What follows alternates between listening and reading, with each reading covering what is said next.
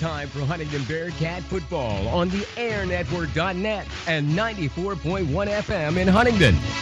Presented by Huntingdon Moose Family Center 223, the heart of the community. And by D.C. Goodman & Sons and the Goodman family. Tonight's game is also brought to you by Simone Family Chiropractic at 613 Washington Street in downtown Huntingdon. Pennswoods.net, the home of free classified ads. And by Austin Smith Heating and Plumbing of Huntingdon.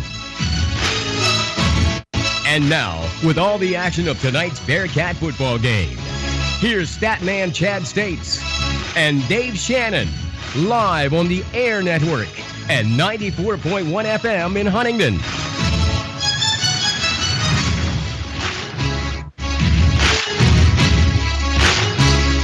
Good to be back home, Chad, here at Huntingdon War Vets Field in Huntingdon, PA, getting ready for tonight's game between the Bearcats and the Penns Valley Rams. And welcome back. We will probably get to witness history here tonight as we will crown a new all-time rushing champion, leader, record setter. Yeah. It comes as no surprise to either of us, and Chad's watched him for a while now.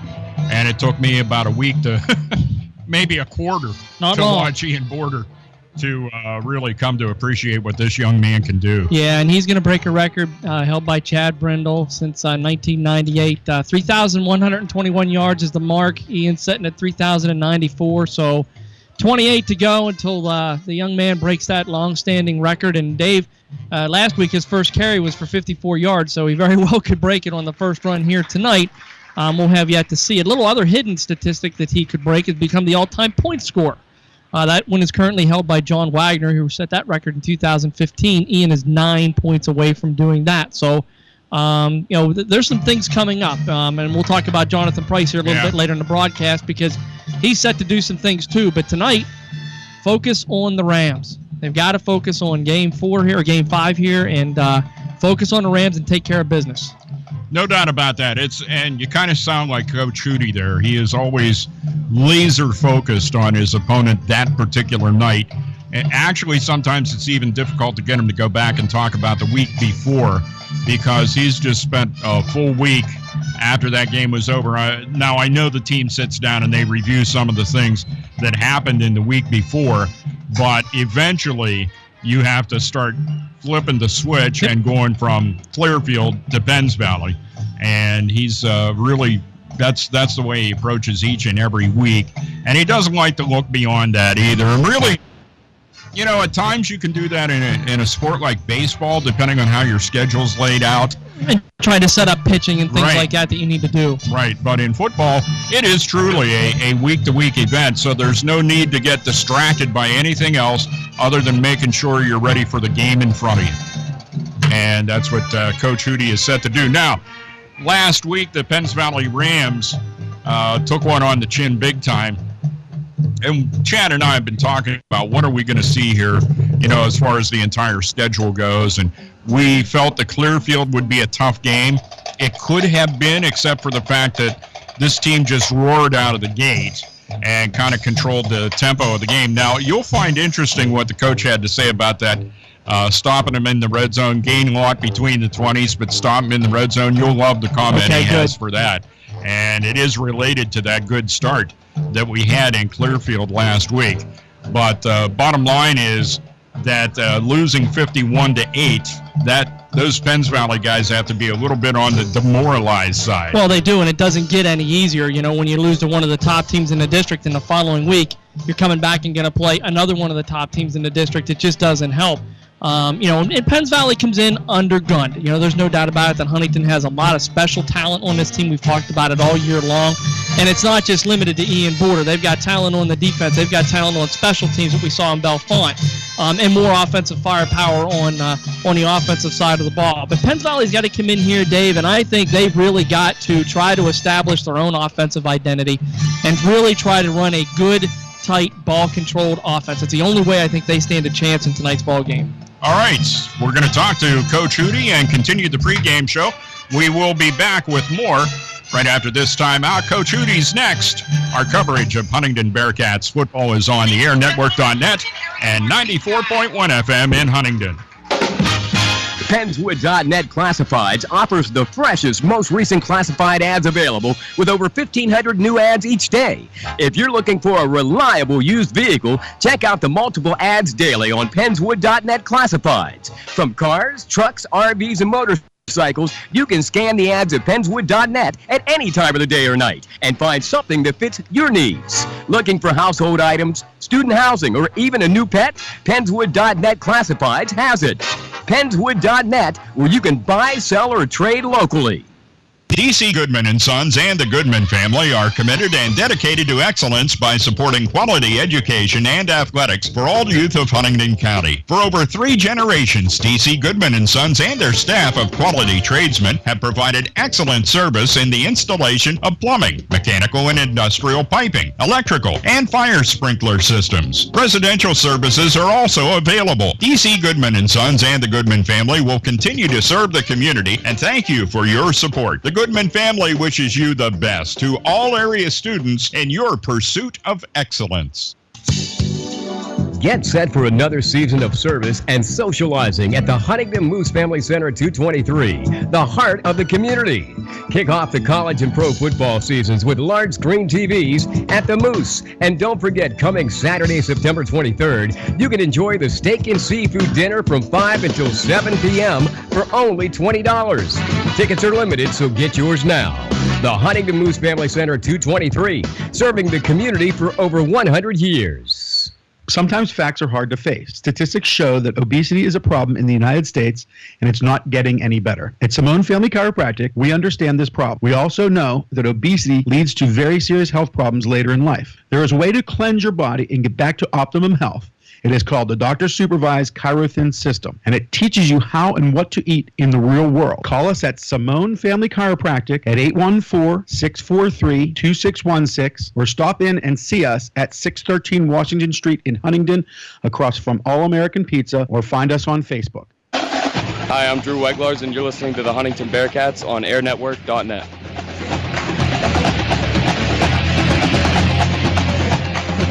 Here with the head coach of the Huntingdon Bearcats, Mike Hootie, getting ready for tonight's contest between the Bearcats and the Penns Valley Rams. We always take a look back at the game from the week before, and I think the big thing that stood out to me was that you guys set the tone early in that football game. Yes, we did. I didn't expect it, but we'll take it. One of the things, I didn't even talk to you about it last week because we had other things to discuss, but playing on artificial turf seemed to actually make your team just a step better. Well, everyone plays a little quicker on turf, and we'll take that extra 0.2 as well. Yeah, I hear you. It was a good game, and, of course, Clearfield, a tough matchup last week, but you walked away with a 45-27 win. And one of the things that held up reasonably well, although a little bit of a concern, I mean, for me as a fan and the guy that calls the games, one of the things that I look at is when you have a defense that's given a lot up between the 20s, but holding them out of the end zone, I tend to worry about that. That was that kind of game last week. Well, they were a passing team, obviously. That we turned them into one because we jumped on them early. And then all those kids were running around, and they admitted they got tired, and who wouldn't have been, you know? So yeah. It's kind of a product of what happened in the first quarter. And hopefully we got it corrected, you know, because we worked on that this week. So another big game for Ian Border as he just continues to rack up the yardage, 277 last week and 4 touchdowns. And, of course, he's close to breaking the all-time record. Is that any kind of a distraction for either him or your team? No, we haven't even, talked about it. Him and I haven't even talked about it, and what we've seen is in the newspaper. Okay. All right, very good. One of the guys that I haven't touched on in any of the pregame shows so far, who's an important part, I think, of your team, is Gio Scaccia. This young man came in game 1 against Mount Union and showed his ability to put the ball between the uprights. Yeah, he's a 10th grader. We're working with him. He's battled for the position, and hopefully he gets better every week, you know. He seems to be that way. He's got the ability, certainly on field goal kicking. I guess maybe the one area he needs work on is if you want him to kick off. I notice you've been going back and forth between Leitner and him as far as kickoffs go. Right. Yes, sir. So what is that just a byproduct of him just getting into it? I guess he was a soccer player for all these years, and now he's going to be playing football, and he's very effective. Well, he played junior high last year, and we saw him almost kick 50-yard field goals last year, so yeah, we knew he was a good kicker. Yeah, no doubt. Coming up tonight, it's Penns Valley, and Penns Valley lost last week to Central, a team that is that you're going to have coming up on the schedule. Central beat them 51-8. What do you see when you look at the video of this Penns Valley team? Look, we don't underestimate anybody. We're taking it one game at a time, and as far as I'm concerned, they're the toughest team on our schedule. A young group of guys can get something in their head. Penns Valley may have something in their head about Huntingdon, but I'm sure it's the type of thing, as you said before, don't take for granted. We don't. I preach about that every day. Don't take anyone for granted. It's the next game on our schedule, game number 5. Yeah, and you never look too far down the road because you start to do that and you may get lost somewhere along the way, for sure. Anything that you've worked on during the week, any new wrinkles to the offense or anything? Just fundamentals. Okay. I think you're getting your point through, although you're still getting some penalties, but I think you're getting the point through on penalties. Correct. We're working on that, and it's a mental thing. It's a mental discipline. Is that something, and it seems as I noticed this even in the NFL, last week, that those guys are still, a couple games into the season, still getting caught on holding penalties and what have you. And we've talked about that before. But discipline seems to be paying off here. Yes, sir. Yes, sir. All right. Coach, good luck. Hopefully we walk out of here 5-0. Thank you. All right. We'll be back with the start of tonight's game right after this on the airnetwork.net and 94.1 FM in Huntingdon. Call Austin Smith Heating and Plumbing for affordable heating, plumbing, and drain cleaning services in Huntingdon. Count on 12 years of ensured excellent service when it comes to heating, plumbing, ventilation, and drain cleaning. Call Austin Smith Heating and Plumbing, available evenings and weekends at an affordable rate. Call 814-506-5128. That's 506-5128 for Austin Smith Heating and Plumbing in Huntingdon. Get set for another season of service and socializing at the Huntingdon Moose Family Center 223, the heart of the community. Kick off the college and pro football seasons with large screen TVs at the Moose. And don't forget, coming Saturday, September 23rd, you can enjoy the steak and seafood dinner from 5 until 7 p.m. for only $20. Tickets are limited, so get yours now. The Huntingdon Moose Family Center 223, serving the community for over 100 years. Sometimes facts are hard to face. Statistics show that obesity is a problem in the United States, and it's not getting any better. At Simone Family Chiropractic, we understand this problem. We also know that obesity leads to very serious health problems later in life. There is a way to cleanse your body and get back to optimum health. It is called the Doctor-Supervised Chirothin System, and it teaches you how and what to eat in the real world. Call us at Simone Family Chiropractic at 814-643-2616, or stop in and see us at 613 Washington Street in Huntingdon, across from All American Pizza, or find us on Facebook. Pennswood.net Classifieds offers the freshest, most recent classified ads available with over 1,500 new ads each day. If you're looking for a reliable used vehicle, check out the multiple ads daily on Pennswood.net Classifieds. From cars, trucks, RVs, and motorcycles, you can scan the ads at Pennswood.net at any time of the day or night and find something that fits your needs. Looking for household items, student housing, or even a new pet? Pennswood.net Classifieds has it. Pennswood.net, where you can buy, sell, or trade locally. Hi, I'm Andrew Finkel. You're listening to the Huntingdon Bearcats on the airnetwork.net.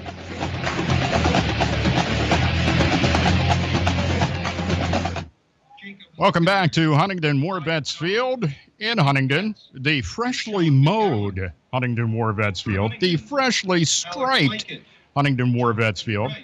Somehow they didn't put hash marks on the field. But no, they didn't. But that's still looking. Not going to happen. I mean, we're deep into September. Look how good this field looks. Amazing. I mean, it looks like opening day after it had been watered constantly for a week. And unfortunately, my lawn still looks the same way, meaning I'm still mowing it 2 times a week, and it's September. Stuff needs to stop real quick. But, hey, we'll take it. Yes, definitely one thing that we'll have coming up. A lot of folks remarking about the weather as they walked into the stadium here today. And I assured as many as I could, it's not going to be like this next week. Nope. So things will change. Yes, your little Indian summer gallivant will come to an end next week. By the way, they've had the coin toss. The Bearcats won the coin toss and deferred. And Penns Valley decided to take the football to start tonight's game. And you can imagine why they would want to go that way, too. Well, sure. I mean, that's the obvious choice that you're going to make. And they're going to go out here, put their offense on the field. And see what they can do against what has become a very stout Bearcat defense, Dave. Last week they held the Clearfield running game in check, which forced Clearfield, as Coach Foodie had alluded to throw the ball all over the place. Isaac Rummery threw for 323 yards, but Huntington was able to keep all those yards contained and away from the end zone as they jutted out to that 45-27 victory. Well, there's something that everyone talks about as the game goes on and as that series goes on. The field gets a lot shorter when you get down toward the end zone, and some of the plays that work to get you there are not necessarily available to you after you get into the red zone. No, but one thing that helps is one big running back. So, yeah, that helps. Well, Gio Scaccia is going to get the kickoff here early on. There had been a switch between Tim Leitner and Gio Scaccia as far as Gio doing the field goals and points after, and Leitner doing the kickoffs. But Gio is going to go ahead and kick off, and the ball is away, and we are underway. Hits and rolls and really comes to a quick halt at the 15, taken out over the 25 and out to about the 30-yard line, returning the football, Ryan Ripka. Yep. And Ripka ends up with about a 15-yard return there. Drew Reglars and Alex Mikett in on attack, and in on the tackle, and a nice return that time by Ripka to get Penns Valley into decent field position. 1st and 10, Rams ball at their 30-yard line. Just underway here at Huntingdon War Vets Field on the airnetwork.net and 94.1 FM in Huntingdon. Here's a snap to the quarterback, and it's a little lateral pass from Justin Sands over toward the Penns Valley sideline on the far side of the field. Pass complete to Ripka, and he basically gains 0. Nope, they're giving him a yard. They moved it out over the 30 to the 31, so a gain of 1 on that. And they're going to try to get the ball in Ripka's hands. He is their playmaker. They're going to try and get in his hands as much as possible tonight. Hurrying up, no huddle for the Rams. And the handoff once again goes to Ripka. Ryan Ripka is met in the backfield by the Bearcats, and that included Alex Mikett back there. And Isaiah Reed and Ben Briggs and just a whole host of them. I like to call a plethora of Bearcats meeting him and dropping him for a 5-yard loss. Make it 6 as they mark it back at the 25 line of scrimmage was the 31. So it comes up to a 3rd down and 15 now for the Rams, and a big play for their offense here early in the football game. And not the way they wanted to start, Dave. Sands back to pass, in trouble, flushed out of the pocket, and is going to be sacked as he is taken down in the backfield, and that's Ben Briggs with a sack for the Bearcats. Yeah, and that's a great hit that time. Good pursuit by Ben as he just never gave up on it. Ripken never saw him coming from the backside, and he dropped him for about a 3-yard loss there.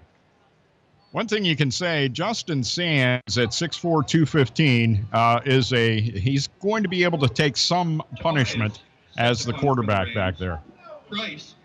And he is the up guy to protect the punter for the Rams who has come in. And we'll get a number on him. It looks like it's Aaron Tobias, and it's a very short punt off the foot of Tobias and ends up taking a Huntingdon roll, hit it about the 45 of Penns Valley, and rolled forward for about 2 more yards. And it's going to be 1st and 10 from the 43 of the Penns Valley Rams for the Bearcats. And just what you didn't want to do if you're Penns Valley, give up good field position to them. It's one of those things, if you're darned if you do, darned if you don't. Do you want to put it in the hands of a good returner, or are you going to take a bad punt? So one way or the other, Huntington's going to get good field position. And it's Andrew Hootie under center, pitches back. Ian Border has the football. Gets up to the 45, now turns the corner, 40, 30, 20, 10, 5. You have a new all-time rushing leader at Huntingdon High School, and it is Ian Border. 43 Congratulations, yards. Ian. I wanted that to be a pretty easy call, so I don't have to call across the way. The PA announcer is going to know that is the record. And congratulations to Ian Border. How many tackles did he break down there? 3, 4. I mean, he had the whole Penns Valley line strung out down here along the near sideline and was just able to push through them for a Bearcat touchdown. How stinking prophetic were you? Yeah. You were talking to the public address announcer across the way, and you said, well, let's say that Border maybe rips off like a 43-yard run on his first carry. And he rips off a 43-yard run on his first carry. My wife I'm concerned. Honey, I'm concerned I'm working with a psychic Well, now. maybe, but I'm going to go to Sheets, and I'm going to play the lottery tonight. You better. If you're listening, honey, we're in the money. Well, probably not. I'll probably just bring home like hot dogs or something, but, Nothing wrong Yes, with well, that. I mean, no, hey, listen, outstanding job that time by Ian Border.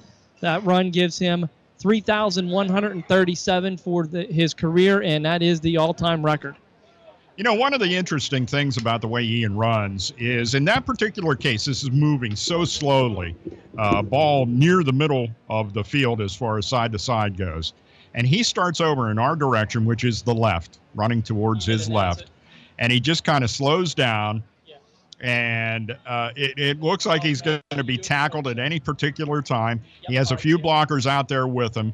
Eventually, everything gets set up, and when it was apparent to me when he turned that corner, that was that. Here's the record. You just can't deny him. He can't be denied, David. And we've seen that all season long where he just puts it into another gear when he gets to the next level of tacklers.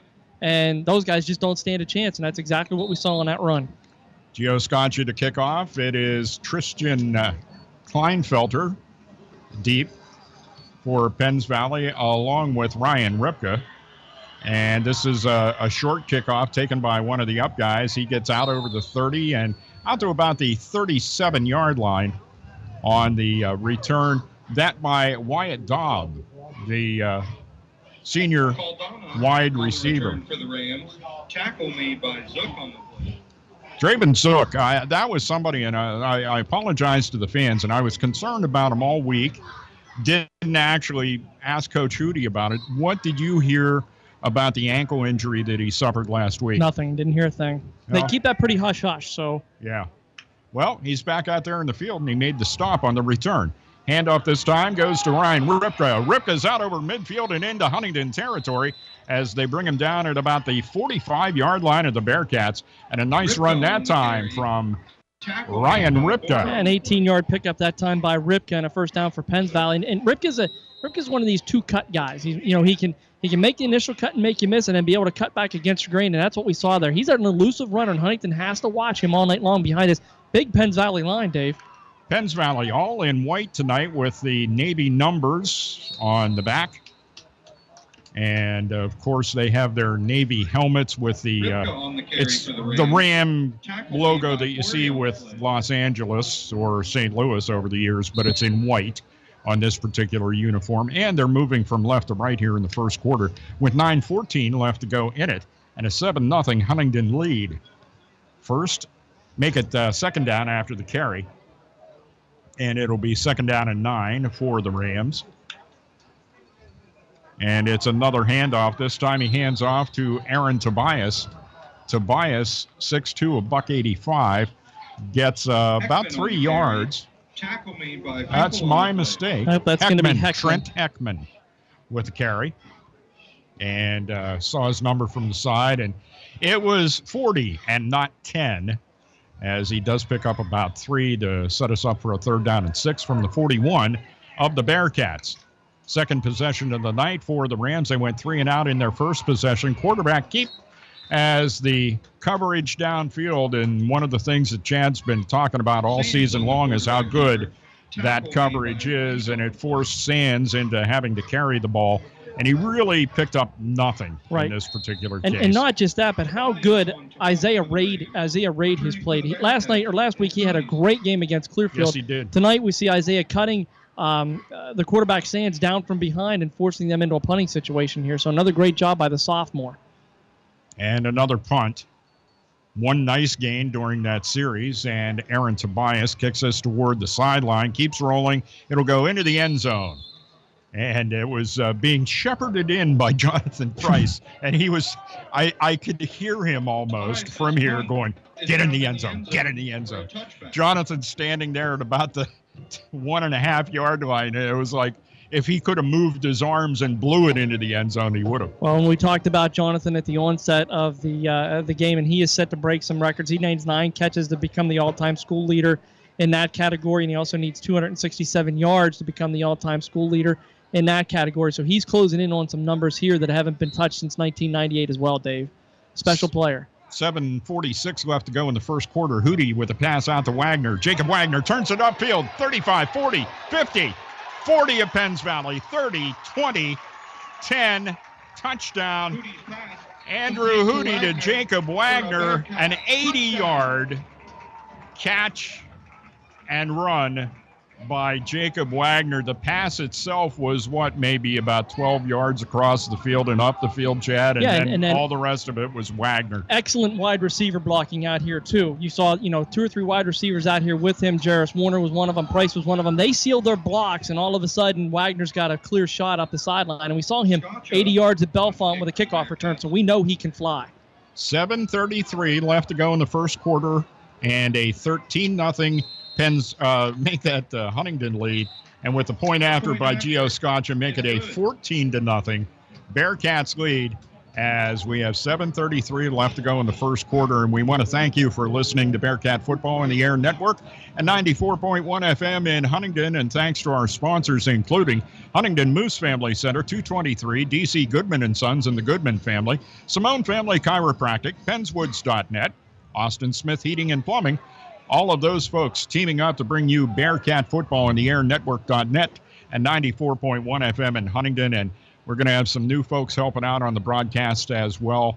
And just to tease us a bit, we have, while you folks are listening to a highly entertaining interview with the coach of the Lady Cats soccer team, Michael Armstrong, Chad and I will get to sample some food from a sponsor who will be joining us next week. More about that coming up, but right now the Bearcats up 14-0. How long was that drive? 11 seconds? 11 seconds.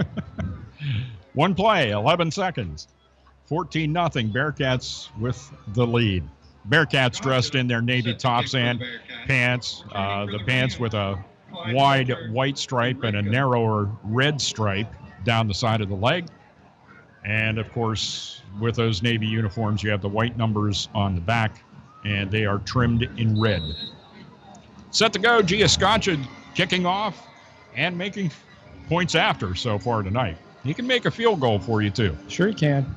Scaccia with a worm burner that hits at about the 24-yard line, bounces off the chest of one of the upbacks, and that's Zach Royer. Royer tries to get around the corner on the far side of the field, and a flag comes in as 2 Bearcats bring him down, and it's a hold against Penns Valley on the return. Special teams ace Edwards and Ryder Kosick in on the tackle, Royer that time. But we see our first flag on the field here, and we'll see what happens. But Scaccia hitting a knuckleball down the field, Dave. It looks like he's probably being told to cook it low. Oh, absolutely. As opposed to deep, and that's the reason why. He can get the height on the football. One of the things Coach and I talk about, if you missed the pregame, be sure you're here with us every week at quarter till. We expect the kickoffs around 7 o'clock at these games, and we hit the air at 6:45. Chad and I tell you about anything important that may be coming up in the game, and also I chat with Coach Hootie, and we talked at length about Gio Scaccia tonight. So there you go. Holding penalty that time against Penns Valley, and they'll start at their own 10. And they start with a pass, and it goes from Justin Sands to their running back, Ryan Ripka, who is met immediately by a host of Bearcats. Included in the tackling squad is offensive standout Ian Border. Yeah, at that time, Ripka just, as soon as he caught the ball, Border just wrapped him up and dropped him right where he stood for a 3-yard loss. I'll tell you what, there's got to be any number of colleges that would be salivating to come in and watch Ian Border. And I'm sure they have, and he is patiently waiting for his turn. And by the way, Aaron Tobias, the QB on that, or was that a Wildcat attempt? No, that's Tobias is the quarterback. He is a quarterback. He's a sophomore. Yeah. Son of the Sands coach. had started on the first 2 possessions, but Tobias getting his chance here. Son of the coach and probably more of the passer of the two. His older brother ended up playing at Lockhaven and was a fantastic high school quarterback a few years back for Penns Valley. 6:17 left to go in the first quarter. Bearcats up by a score of 14-0. Tobias back to pass, looking deep downfield, and it's too far. Good coverage by the Bearcats' Jairus Warner. And that was getting into that area. If the pass had been a little closer to the intended receiver, I don't know if maybe Jairus would have been given a flag on that, but that's not what happened. And unfortunately for the Rams, if you're a Rams fan, they're once again faced with another 3 and out. What you did see is that Tobias has a fine arm on himself as a sophomore. Yes. He threw that ball 40 yards in the air easy. Price returning for the Bearcats. And the kick is away off the foot of Aaron Tobias, the quarterback. A short one, kind of a line drive, and that's going to set up Price to maybe do something. But, he does a little dance and makes a little love and gets nowhere. And gets tackled tonight for 3 yards. Thank you. That's it. We'll finish that phrase off Glad the right you way. finished that for me. We'll take it the right way there. But suddenly I feel like I'm on an episode of Whose Line Is It Anyway? And Chad's here to finish my lines. Just finish it off and just that's it. But nicely done, by the way. Well, hey, we try. Sometimes, if you can call a 43-yard touchdown run to begin the game, sometimes it's a gift. Yeah, it's a gift. I'm darned impressed. 5:57 left to go in the first quarter. 14-0 the Bearcats lead, in danger of adding more as they start at the 35-yard line of Penns Valley, and I think it's a false start against the Bearcats there as they lined up for the first play of this series. So the first thing they'll do is go back 5 and try again. Which is the way it goes tonight, means they're only padding somebody else's stats here, giving them an extra 5 yards because Huntington's ran 2 plays. One a 43-yard touchdown run by Border. The next, an 80-yard touchdown pass from Andrew Hootie to Jakob Wagner that all went 12 yards, and then Wagner carried it the rest of it. So 2 offensive plays for Huntington, 2 touchdowns. Hootie's going to hand this off to Border. He looks over toward the right and then cuts back up the center, and he'll get across the 40 and only pick up about 2. And I say only because we're just so used to seeing a whole lot out of Ian, and that time he got 2 down to the 38-yard line of Penns Valley. Drops his average down to 22.5 for the game, so only 2 at that point in time. Shucks, that's right. Second down, and we'll call it a long 13. Bearcats need to get to the 25 of Penns Valley, and the ball at about the 38-yard line. And another flag as they prepare for the snap, and it's another false start on the Bearcats, and Andrew Hootie is holding out his hand like, what? What are you guys doing? They're assessing you a penalty is what they're doing. And it's what we've been talking about, Dave. This is what you've got to button up. You've got to take care of these things. These are things that as you move forward and you get into tight, closer ball games against some good teams, Central down the road here, you can ill afford to make these types of mistakes. I'm sure Dan Kraft had a couple of words there. Andrew kind of came over toward the sideline to talk to Coach Kraft, and I'm sure he had some fatherly advice for him. Andrew Hootie rolling to his right, passes to Wagner. Wagner over the 40, 45, 30, cuts back toward the middle of the field, gets down over the 25 to about the 23, and it is another Huntingdon Bearcats first down. What a great run again after the catch by Jakob Wagner. 21-yard pickup that time, and you can see how elusive these. Shut down Price. Go ahead. Let's see what you got. Well, Huntington has more receivers than just Jonathan Price out here, and you're seeing it in the form of Jakob Wagner. They also have Jairus Warner. As we saw earlier, Andrew Miller's a big target. So plenty of weapons here for the Bearcats.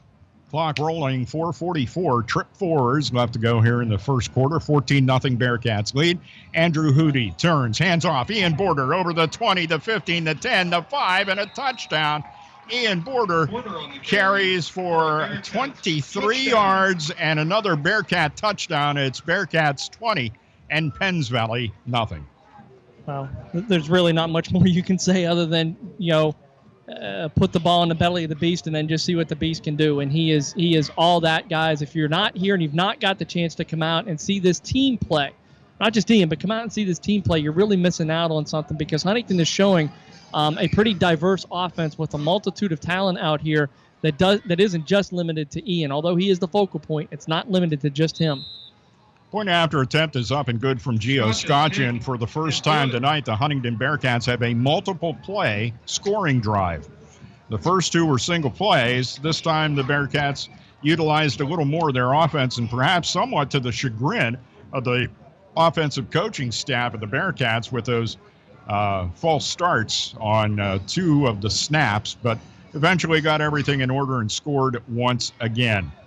Don't forget to tune in Monday evenings at 7. Chad States is being somewhat of a diva and not showing up for any of the early season editions of. He wants to be there. Yeah, yep. Chad's got a full plate. Believe me, two young ones that are getting into that time of their life where they have so many activities going on. Sports. His daughter active with a Bearcat band, and that ties them up a bit on Monday evenings. Jimmy Ty ends up getting tied up in other ways, and sometimes doesn't join us either. We try to get Jeff Speck in. And so what that means is, on occasional nights like this past Monday, you got me and Greg Banks, which isn't so bad. That's not so bad. No, not at all. Not at all. No, between junior high soccer and bells and bows and band and all this other stuff with my oldest two kids, Monday nights get a little bit harder. But that will end here before too long, and then I'll get back on and see if I can join in on the fun conversation we have on Monday evenings. Join at least Greg Banks and me coming up this Monday at 7 o'clock. Very good. The premium edition. On the Air Network. That would be the premium edition. I just water it down when I get there. Another twisting side-to-side line drive kickoff, but the flag came at the kickoff, so I think it's Huntingdon offside. I would say so. And so Gio's going to get to kick that one off. Maybe he can utilize his leg a little bit more for distance than quote-unquote accuracy, if primarily the Bearcats trying to keep their kickoffs down on the ground, or at very best line drives just a few feet off the ground. Huntington's third penalty here already in the first quarter. And, all of it have been line penalties. Yes. False starts, and in this case, an offside on the kickoff.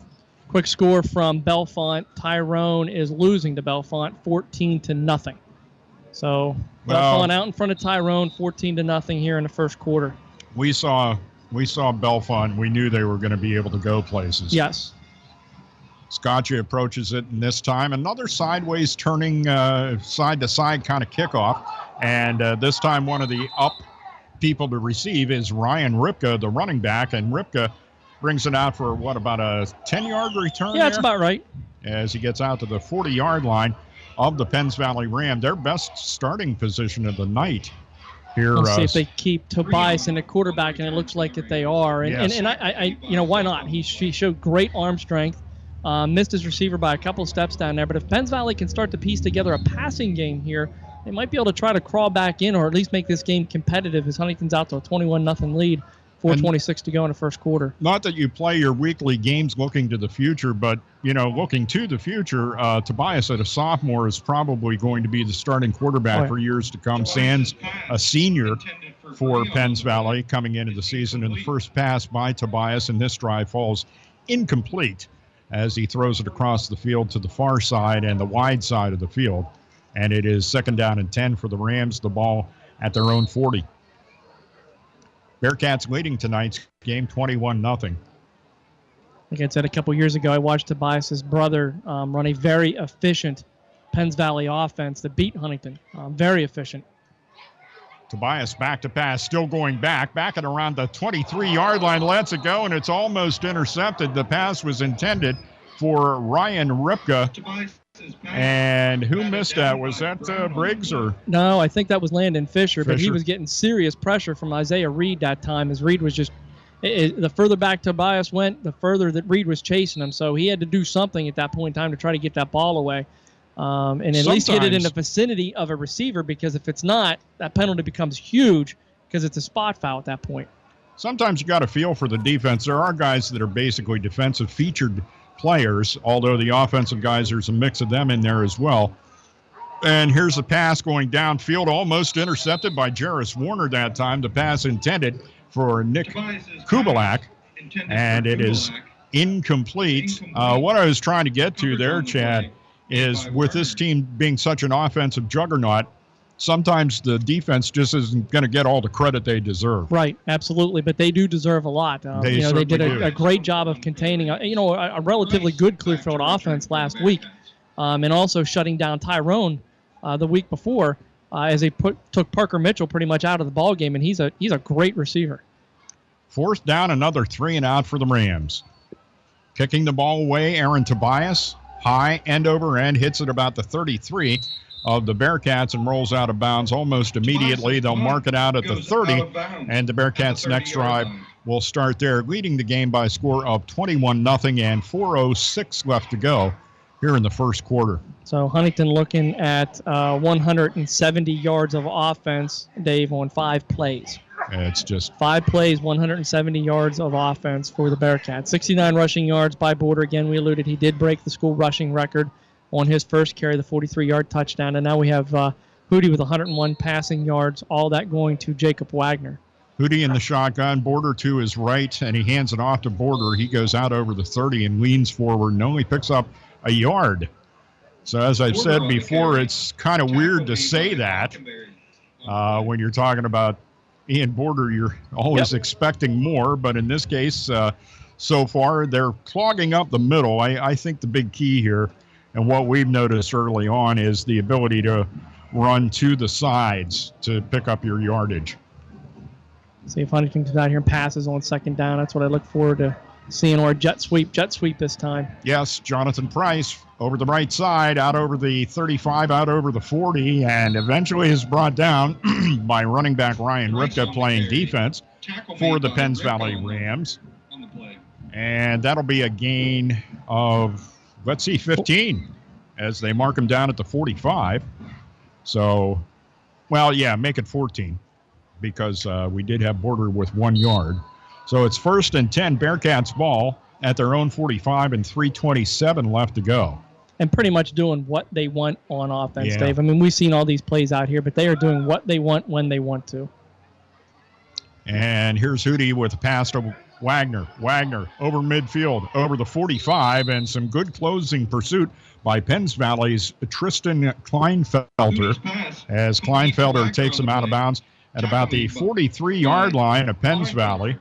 But the gain is good for another Bearcats first down. 12 more yards that time. Bearcats doing exactly what Chad said. They're having their way with Penns Valley, and we'll probably be getting into the rolling clock early in this football game. Did get a score in from Greg Banks. Give that to you in a sec. Right now, it's Hootie throwing a pass as he's falling down, and just unable to get a handle on it by just about a split second was Jonathan Price. He had it, it bounced, and it unfortunately hit the ground. So that one falls incomplete, and outside of the penalties for the false starts, that may be the first somewhat not good play for the Bearcats, but it shows the strength of Hootie, Chad. Sure it does. It was a good ball. It was put right where it needed to be put. Yeah, and he was on his way down as he was throwing. Wagner with 113 yards, Wagner with 113 yards on the night. That is the season high for receivers. Could have been a jet sweep. It wasn't. It's a handoff to Border. 40, 35, 30, 20, 10, 5. They try to bring him down. They can't. Touchdown. Ian Border. Touchdown. And the Bearcats lead it by a score of 27-0. And another 43-yard touchdown run by Ian Border. That it just, State, you better go play the lottery. I'm telling you. That's right. You're not going to stop it. So, what can you say? They're going to do what they want. They're going to do how they want, and this is exactly how we expected this game to go. I didn't give Penns Valley much hope in it. They're not going to get much hope in it as it's out to as soon as Scaccia puts this baby through, a 28-0 lead. And good spot, good kick, and it is Bearcats 28 and Penns Valley nothing as the Bearcats are on a roll, and they're a touchdown away from putting a rolling clock in motion. And at the current point, outside of themselves, the Bearcats have been the only ones that have shown the ability to slow themselves down, as opposed to Penns Valley being able to do anything. By the way, if you're enjoying tonight's game, or you want to tell the folks to listen to it again. Well, we'll be rebroadcasting it, including it'll be coming up tonight after the game. Generally, Greg Banks back at the studio has to do some work to get that ready to go, and it's generally around 11 o'clock, let's say, for the replay. Coming up tonight here on the airnetwork.net and 94.1 FM Huntingdon. The score, actually, Greg has put up 10 p.m. for the replay of tonight's he's getting game. ambitious, isn't he? Yes, he is. Well, a quick clock is going to make it. Maybe he can put it up by 9, too. So 10 o'clock would do, I think, for a lot of folks. By the way, the score that Greg did pass along to us in a battle in Cambria County, it's Richland 6 and Johnstown nothing in the first quarter. We still have 3 minutes and about 3 seconds left to go here in our first quarter, and the Bearcats have put up 28 points. They have had the ball offensively 4 times and have scored touchdowns on every possession that they have had.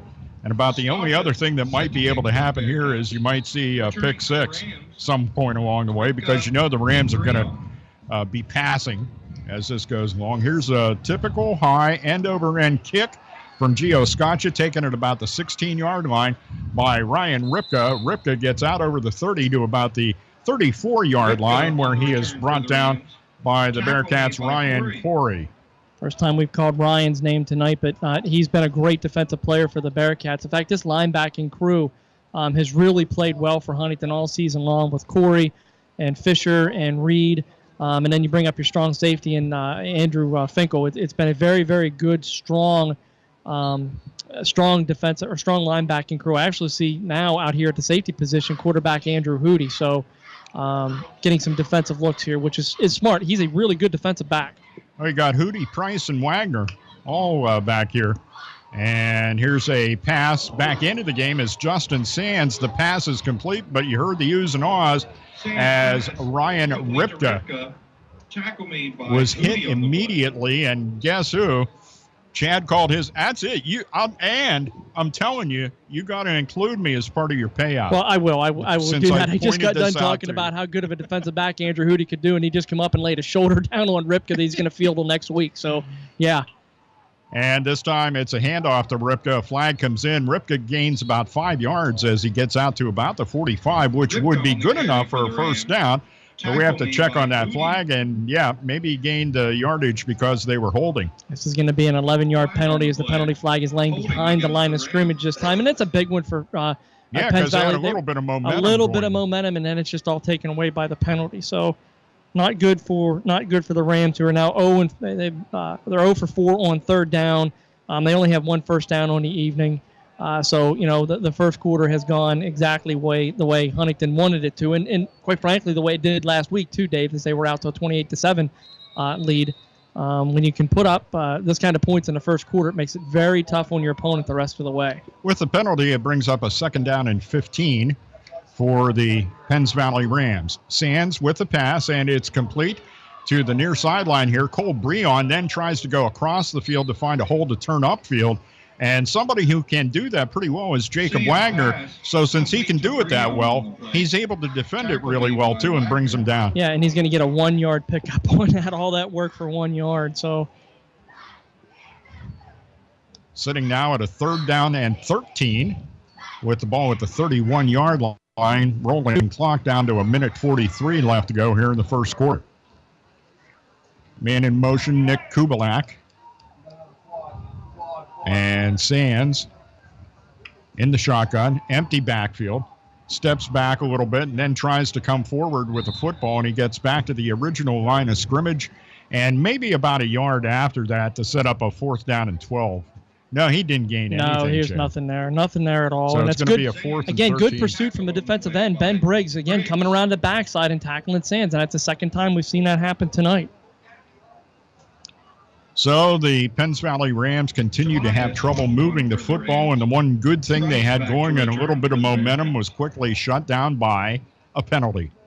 That's why coaches like to avoid those. High snap brought down by Tobias, and he gets his kick away. It hits at about the 42-yard line, goes sideways, is picked up by Price, and he hesitates a little bit, and he's pulled down by the jersey, not quite a horse collar, but a strong grasp of the jersey brings him down. And you're never going to see a penalty thrown on that, but that's a mistake. That ball is that close to the let it go. You just let it go. Yeah. You've got 3 or 4 Penn Valley guys coming down right at you. Jonathan tries to pick up that ball on the sideline or very near the sideline to try to make something basically out of nothing there. And you don't need to. Specifically at this point in the game, you just don't need to do that stuff.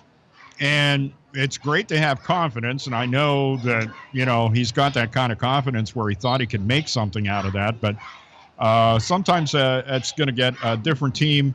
You may pay a big price for that because you're going to, if you do turn the ball over, it's deep in your territory. Handoff goes to Ian Border. Border down the left side over the 40 of the Penns Valley Rams and eventually shoved out of bounds at about the 38-yard line by Justin Sands. And another first down for the Bearcats and more rushing yardage for Ian Border. 27 more yards to the total. It's going to give him 140 on the night on 6 carries, Dave. So just doing what he wants, how he wants to do it. Good way to put it. As Ian Border just continues to impress. Snap to Hootie. He's going to pitch now the right side for Border. He's down over the 35, the 30, the 25, the 20, and is brought down from behind by Brennan Hyde of Penns Valley. Nice Hyde coming in from behind really closed that gap in a hurry. So this is the first time, I'm going to say this, it's an 18-yard run down to the 20. Huntington is up 28-0, and this is the first time they're entering the red zone. That's right, because they just flew right by it to get their 28 points to start the football game. Clock rolling, 26 seconds left to go here in the first quarter. Bearcats up 28-0. And a man in motion for the Bearcats is Draven Zook. It's a pass on the near sideline, and he completes it to Price. Price is going to go into the end zone. It is a 20-yard touchdown pass from Andrew Hootie to Jonathan Price, and the Bearcats lead it by a score of 34-0. And what more can you say? I mean, it's just, big play after big play after big play after big play for Huntington. And when Scaccia puts this thing through, the mercy clock starts in the first quarter. That's a testimony to the efficiency of this team's offense. As Chad has just pointed out, this one will make it 35. Gio Scaccia with a point after out of the hold from Warner. And the kick is up, and the kick is good. And here we go, rolling clock time as the Bearcats now lead this one by a score of 35-0. So the Bearcats have just dominated it. Penns Valley did have a little ray of sunshine there for a little bit, and then they got called with a holding penalty, and that just seemed to take that little bit of momentum that they had going and take the wind right out of their sails, and just unable to do anything so far. And here's one thing. If you're an opposing coach and you've got to look at tape, who are you going to stop? Okay, let's go ahead and stop Border. Well, now I got to deal with these 2 wideouts, potentially a tight end, because Mikett and Briggs, who we've not seen much of this year, are great pass-catching tight ends. So, okay, we want to try and take away the pass game. Well, now I got to deal with Ian Border. Where are you going to pick your poison at? What are you going to do? And that's a dilemma a lot of these coaches are going to see on film every week and every week is, what do we want to stop here? And that's the great thing about the Huntington offense is, I don't know what you can't stop. The Bearcats have done more to hurt themselves than the defense of Penns Valley has done. For the Bearcats. Returning for the Rams. There has not been a loss on a carry by the Bearcats in an extended drive. And it's always been at least positive yardage, so what more can you say? End over end kick is taken at about the 17-yard line, out over the 25, the 30, and brought down at the 35. Is one of the up guys, and that's Matthew Caldana. Caldana also a running back, 5'9", 240, more of a fullback type. On the return for the Rams. So Caldana ends up taking the ball for about 20 yards on that return or so? No, make that 15. No, 15 yards on that return. But again, good coverage by the Bearcat. Special teams that time. We've seen their special teams be able to take over a game too, Dave. So again, where are you going to go if you're an opposing coach? What are you going to do? 35-0. Bearcats lead first quarter. And with this snap, the clock will start to roll and continue to roll. Pass is complete. And out near first down yardage, but a little bit short as the pass is complete to Cole Breon from quarterback Tobias, who's back in there. So far, Penns Valley's been alternating quarterbacks in the game between Tobias and Sands. Well, the first quarter is in the books, and the score at the end of one is Bearcats 35 and Penns Valley nothing. Back with more after this timeout on the airnetwork.net and 94.1 FM Huntingdon. D.C. Goodman & Sons and the Goodman family are committed and dedicated to excellence by supporting quality education and athletics for all youth of Huntingdon County. For over 3 generations, D.C. Goodman & Sons and their staff of quality tradesmen have provided excellent service in the installation of plumbing, mechanical and industrial piping, electrical, and fire sprinkler systems. Residential services are also available. D.C. Goodman & Sons and the Goodman family will continue to serve the community, and thank you for your support. The Goodman family wishes you the best to all area students in your pursuit of excellence. Get set for another season of service and socializing at the Huntingdon Moose Family Center 223, the heart of the community. Kick off the college and pro football seasons with large screen TVs at the Moose. And don't forget, coming Saturday, September 23rd, you can enjoy the steak and seafood dinner from 5 until 7 p.m. for only $20. Tickets are limited, so get yours now. The Huntingdon Moose Family Center 223, serving the community for over 100 years. This is Ian Border. You're listening to Bearcat Football on the airnetwork.net.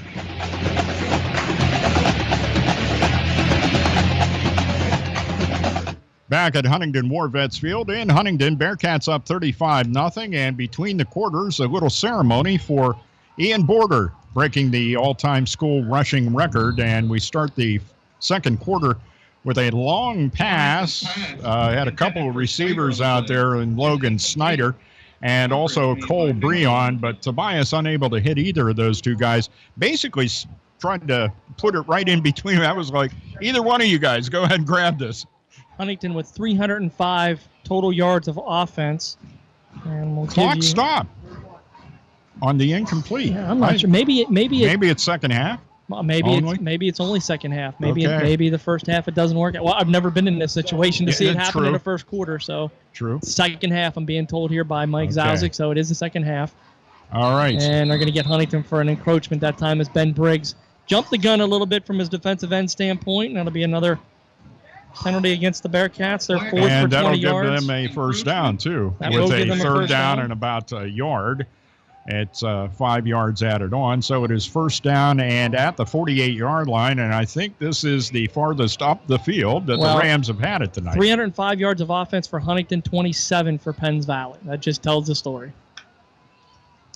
Tobias, high snap, hands it off to Trent Heckman, the 5'10", 215-pound senior. Penns Valley ends up losing a couple of yards on that handoff. Tackled by Zook and Brown, and it looks like Corey in there, and Isaiah Reed, what I'd like to call a plethora of Bearcats for about a 3-yard loss, 3-yard loss. Give them 2. Make it second down and 12.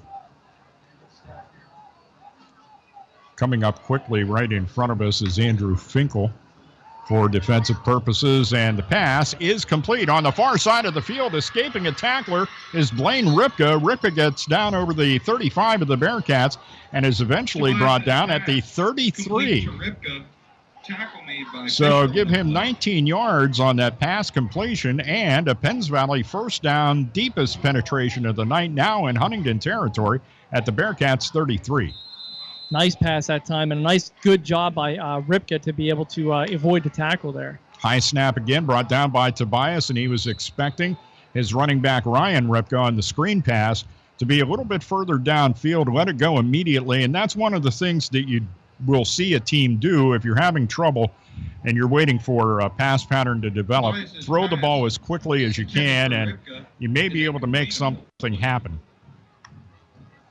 Tobias fakes the handoff and throws over here on the near side to Cole Breon. Breon escapes one tackler and gets down to about the 21-yard line. The gain is good for another Penns Valley first down as Andrew Finkel unable to make the stop there. No, and a nice job that time by Breon to be able to slip a couple tackles and get that first down for Penns Valley. And Weglar's on the play. Penns Valley Rams are moving from right to left here in the second quarter, as the Bearcats lead the game by a score of 35-0. 10:50 left to go in the first half. Drive going well for Tobias. He's back to pass. Tries to throw one down the middle, and it is tipped. Could have been intercepted. Alex Mikett got a paw on it and almost was able to reel it in, but it was thrown with a little bit of zip by Tobias, and that's why you love a quarterback that can put that zip on the football. And it's also why you love a 6'3", 210-pound defensive end that can get his arms up, too. Good job that time by Alex Mikett to knock that pass away. 2nd down and 10 for the Rams. And the handoff is fumbled. It's still loose in the field, and the Bearcats have it at the 24-yard line. Getting on that fumble is Owen Kaufman. Kaufman on the play. Nice, quick reaction by Kaufman. I couldn't hear exactly if anyone on the field was guiding him toward that fumble, but he pounced on it like a Bearcat and was able to come up with the fumble recovery. And Penns Valley, just when they had something good going their way, the Bearcats, actually the Rams shot themselves in the foot. Just a good reaction by the Bearcats to get the ball. Sometimes bad things just continue to happen, and that's what Penns Valley's facing in here is they are getting steamrolled. And there's not really much more you can say, Dave, that the competitive nature of this game is probably over already. It's just a matter of going through the motions here for the Bearcats the rest of the way out. Man in motion this time around is Wagner, and the handoff goes to Ian Border. He's out over the 30. The 35 keeps going out near the 40, and this is where he kicks it into a different gear. He's at the 30 of Penns Valley and is still running down inside the 10, eventually taken out at it looks like the 8-yard line. Kubalak on the play. And a little bit of a guess of a moral victory there as he is eventually brought down by Nick Kubalak before he gets into the end zone. But another huge gain for Ian Border. And the Bearcats are in danger of going up by a score of 42-0 here. 69-yard run that you get added to his total gives him 227 yards on 8 carries for the evening. It's kind of interesting. We'll talk about it after this play as you got the man in motion. Jonathan Price snapped to Hootie. Hootie's going to keep and try the right side. He's following Ian Border into the end zone for another Bearcat touchdown. Hootie on the keeper. Yes, Border does it all. Touchdown. He can run the ball. He can block for you. It's been said he drives the bus sometimes to the games when they're out on the road. And just so you know, Ian is now 106 yards away from breaking the school single game record held by Chad Brindle, 333. I don't know that we'll see that tonight because they're up 42-0. So I don't know how much longer you end up keeping him in a ball game here, but that record surely could fall this evening as well. Gio Scaccia with the point after attempt is up, and it's good. And he's been perfect tonight as well. As he extends the score out, the Bearcats have had the ball 6 times, and they've scored touchdowns every time they've had it, and lead the game by a score of 42-0. Now, last week we tried this. It's kind of fun. We got some folks, checking in with us and making guesses on Bearcat trivia. The question is, how many Bearcats have 1,000 or more yards in a single season? Rushing yards. All right. How many Bearcats have 1,000? No, I'm sorry, receiving. It's receiving yards. So we'll take that back. How many Bearcats have had 1,000 or more yards receiving in a single season? You can give Greg Banks a call, drop by the Facebook page, however you want to do it. We have another score that's come in, and that is Richland's Rams leading Johnstown 10-0. And that shaped up to be a good game. Both of those teams were 3-1 coming into tonight's action. That game's still in the first quarter. We have 10-11 left to go here in the first half. And the Bearcats up 42-0. Bellefonte is leading Tyrone 28-0. So while I thought they would have trouble with Bellefonte, I didn't think they'd have that much trouble with Bellefonte. And Tyrone's in a little bit of trouble. They'll be fighting for their playoff lives here the rest of the way. Ripka and Kleinfelder. Scaccia to kick off. And kicks it right down the middle of the field, hit short at about the 37-yard line, and is then covered by one of the Rams, as that was Ryan Ripka. diving down there, and I think he may have been entertaining the idea of making a run with it, but because of the position he was in and the way the ball was kicked, he just kind of had to go down to one knee, and that was the end of that. By the way, not just the Bearcats, but Penn State, Pitt, Steelers, all season long on the website at theairnetwork.net. Plus, like us on the Air Network Facebook page that I was just talking about, where you can stay up to date on the latest local, regional, and national sports. Make a guess on that trivia question. Back to passes, Tobias, he hands it off and taken right into the middle of the line, and nothing doing for Ryan Ripka as he ends up losing. Ripka looks like about 3. Yeah, it's a loss of 3, and Penns Valley going the wrong way here, Dave. Continually going the wrong way as they are now just in this phase of what do you do next? What we can't throw against this team, we can't run against this team. What are we going to do? Don't get hurt. That's it. Tobias with the pass. It's complete, an immediate hit over there. Was that Jakob Wagner? I'm waiting to see the number. It might have been Price, too. See, nope. Nope, it was Wagner. We were wrong completely. It was Jakob Wagner. Complete. All right. Kleinfelder. Tackle made by But I'll tell you what, Wagner was there in a hurry and took down the receiver, Tristan Kleinfelder, immediately. Well, he felt it, that's for sure. Yeah. I mean, that's a 1-yard pickup, and it's a 1-yard pickup. pickup. That might be him down on the far sideline, and the officials have called timeout. He is off the field of play, but they've taken a timeout anyway. And he's crawling on his hands and knees up toward the bench. Is the player that was down. It's probably Kleinfelder for Penns Valley, but don't quote me on that. By the way, Greg Banks has asked for clarification on the trivia question. And once again, the question we have out there, how many Bearcats have 1,000 or more yards receiving in a single season? So that's the way it is, Greg. Receiving yards in one season. How many Bearcats have 1,000 or more? And you can check in with Greg at the Facebook page. Greg, I don't know if you want to send me that phone number here. I'll read it to the fans. As we're down right now, we have a little bit of a timeout. As a matter of fact, we'll hear from one of our sponsors here until they get this straightened out. The score with 9:19 left to go in the second quarter. Bearcats 42 and Penns Valley nothing. Actually may keep it here now as everything seems to be breaking up and both teams headed back out on the field. So it'll be interesting to see how many answers we get for that and what the answers are. I'm interested to see that. That was a fun question to figure out. By the way, you can text your guess at 242-4845.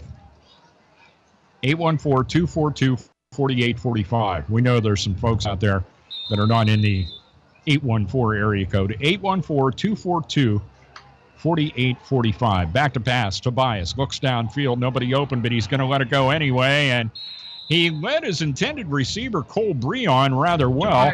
He had the defensive coverage by Finkel out there and also backed up by Jakob Wagner and Jakob Wagner. Yeah, so, and we've seen Tobias, good arm, but he's just 2 steps ahead of where his receivers are with that ball and where that ball ends up. And he doesn't have that kind of time in the pocket. No, where he does can, not. Nope.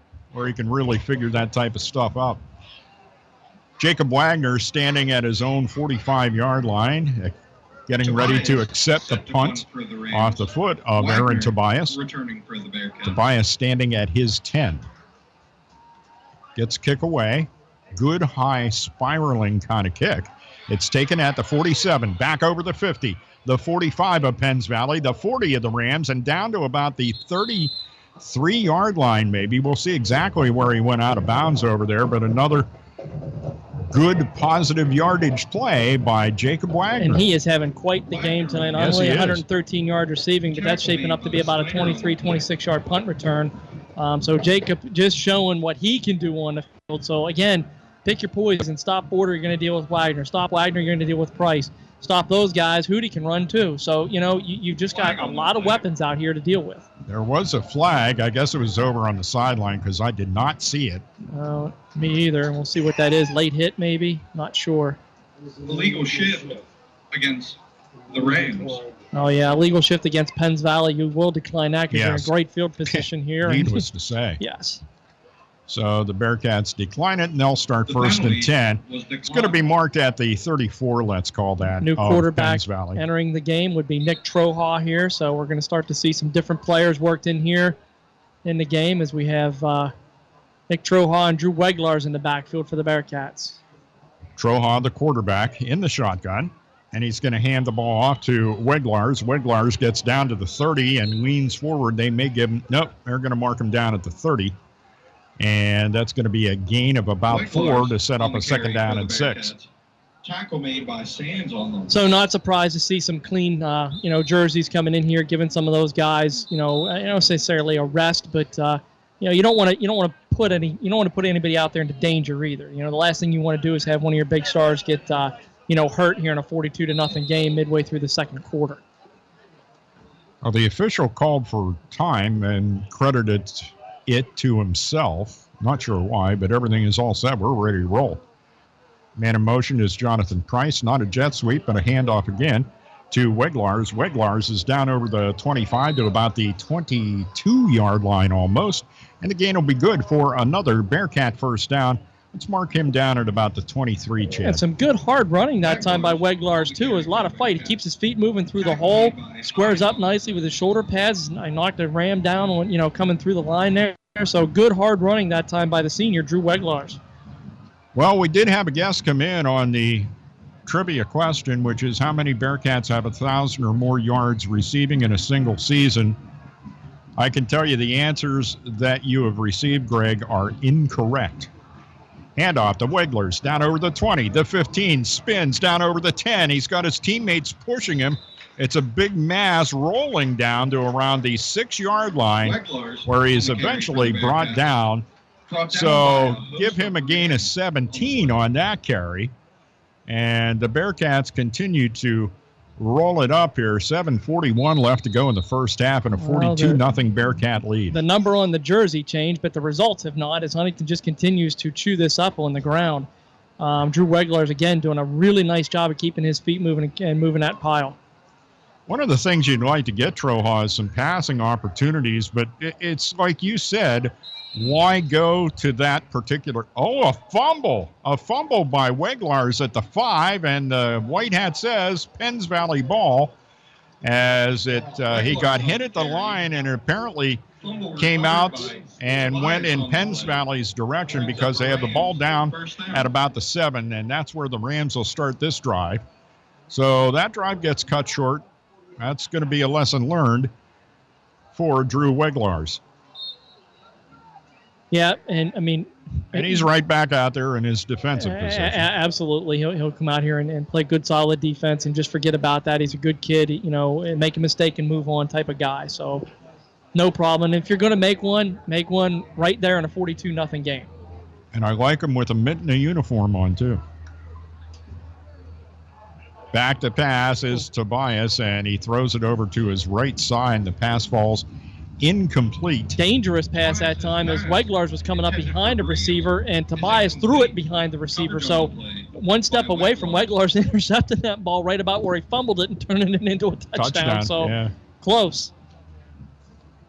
Well, Penns Valley is, as we mentioned earlier, pretty much into a situation where this is going to be what their offense needs to be.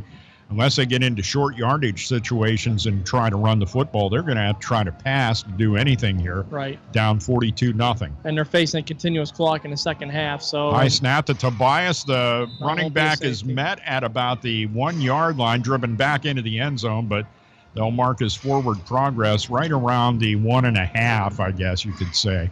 But it's another loss for the Penns Valley Rams as Ripka carried that time. And Wagner on the play. Blaine Ripka, the 6'2 senior. He weighs $195. Penns Valley has 3 yards rushing on the evening. 3. And unfortunately, there was a stretch there where they were doing some positive things, and that's all gone by the wayside now. 44 total yards of offense for Penns Valley.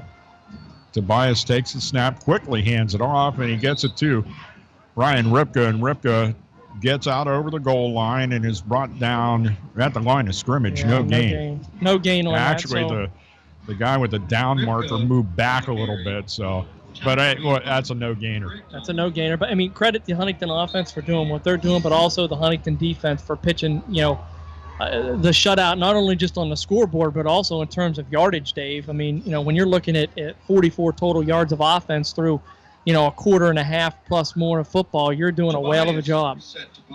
Here's one you always have to worry about. The punter, Aaron Tobias, standing almost on the end line of the end zone. But it's a good snap, and he gets the punt away. It's a floating knuckle kind of kick, fielded at the 34 by Jonathan Price. Retreats back to the 40, trying to get some blockers in front of him. A great wrap-up of his leg by the Penn Valley special teams tackler, which was Logan Snyder, number 20. He got a hold of Price's foot, and he did not let go, and he brought him down at the 40. So Jonathan Price, as we talked about before, has that confidence to try to be able to make something happen, but he lost yards on that return attempt. Yeah, and a real good job of containment that time by Penn Valley. And we've seen them do that with the Huntington returners tonight, specifically on punt returns. They've done a nice job. Bearcats with the football again, up by 42. Handoff from Troha to Weglars. Down at the 25, that is, over the 20, and is brought down at about the 13-yard line. Weglars on the carry. So Weglars picks up 17 on that carry and quickly erases whatever negative thoughts may have been lingering in anybody's mind about the fact that he fumbled there at about the 5-yard line in the previous possession. Good time, good running by Weglars all night long so far, Dave. He's just he's doing what he's supposed to do, keeping those feet moving and just turning up those yards. Nick Troha in at quarterback, and Weglars to his left. Handoff goes to Weglars, a little bit of a delayed handoff, and Weglars gets up the field to about the 10.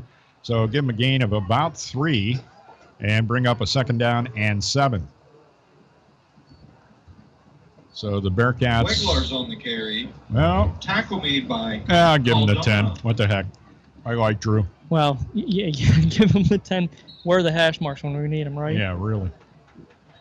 Not on this field, folks. Not on this field. Not on most fields. Did love it last week there at Clearfield. Troha with a pass, and he completes it. Down over the 10, the 5, and into the end zone goes Draven Zook. So, welcome back, Draven Zook. Being worried about him last week, and he showed no signs that his ankle was giving him any kind of problem. Watching him run back toward the sideline here. Good job by the young man. And a good job by Troha, too. Absolutely. And he's somebody, he's one of those hidden weapons. You can just kind of enter him in. You're not going to see him a lot on tape, and he's got speed. So he's just one of those hidden weapons that Huntington has. And Gio Scaccia in to attempt the point after out of the hold from Jakob Wagner. The kick is up, and the kick is good. And the Bearcats now lead the game by a score of 49-0. When you start to look at this score, you start to think, Huntington they're just running up the score. They're running up the score. Not the case. No. The other team has to stop you, too. Yeah. And Huntington has their subs in here. They've had them in since midway through the second quarter. They've got their second team, their JV team in. It's the other team's responsibility to stop these guys. Well, and you can't go out there. You don't dress to play football and not play football. Nope. You're going to run into a big problem. And you're not going to go send your offense out and tell your quarterback to take 3 consecutive knees either. So this is the nature of the game. And right now it's a tough one for the Penn Valley Rams. By the way, stay tuned with us at halftime. We will speak with Huntingdon girls soccer coach Michael Armstrong. Lady Cats are at 4-1 on the season. So they're moving right along, so to speak. And we'll talk to them coming up at halftime. By the way, we have a trivia question out there. We'll give you the answer to this at the start of the second half. How many Bearcats have 1,000 or more yards receiving in a single season? We had a guess of 2 receivers, and that is incorrect. So I'm giving you that real big hint there. 2 receivers that had that, no. Nope, try again. You can text guess at 814-242-4845, 814-242-4845. Drop by the Air Network Facebook page to make a guess as well. Now, there is some nice length on an end-over-end kick from Gio Scaccia. It is taken at about the 11-yard line, and Cole Breon gets out over the 25 and up near the 30-yard line where he's knocked out of bounds by the Bearcats, and they'll mark him down right on the 30. So pretty decent return there. Yeah, good return by Breon and a great kick by Scaccia. He's been booming everything. He's been booming everything all night long. Yeah. So just doing it, for a sophomore, he is doing an outstanding job. And he continues to do this. In 2 years, he's going to be getting some looks for some people too, because everybody needs a kicker, Dave. Yes, especially a kicker like Gio. It is Tobias, and he completes the pass over here to Nick Kubalak. Kubalak is met immediately and driven backward as wrapping him up Ryan Corey, and then driving him backward and going over to soothe over any negative thoughts that Kubalak may have had is the Bearcats' Julian Bowser. He might have had negative thoughts, but he's getting negative yardage. It's almost a loss of 3 or 4. We'll give him a loss of 3 on the pass play as Penns Valley continues to go the wrong way. Much to their own chagrin. And now there's a meeting of zebras right beside the football. I don't know if they're discussing where the ball should be placed or exactly what may be going on there, but we're hung up a little bit. 3:34. I think illegal participation is the call, and it's against the Bearcats. So that will negate the play, I believe. Yep. Make the play not relevant and move the ball 5 yards ahead from the line of scrimmage. And they begin walking the penalty off against the Bearcats out to the 35. The line of scrimmage was the 30, so it's a 5-yard penalty. And it is 1st down and 5 for the Rams with the ball at their own 35-yard line. It's Huntington's 5th penalty for 25 yards, so right on par for what they normally have been doing here, Dave. Yeah. Handoff goes from Tobias to, I believe, Ryan Ripka, and Ripka might have gained a couple of yards out over the 35 to about the 37. Give him 2 on that carry. Yep, and that'll bring up a 3rd down and 3. Ripka on the carry for the Rams. Penns Valley 0 for 7 on 3rd down so far this evening. Coincidentally, Huntington's not been in a 3rd down situation. Not a surprise when you're up 49-0, and how many offensive plays have we ran here?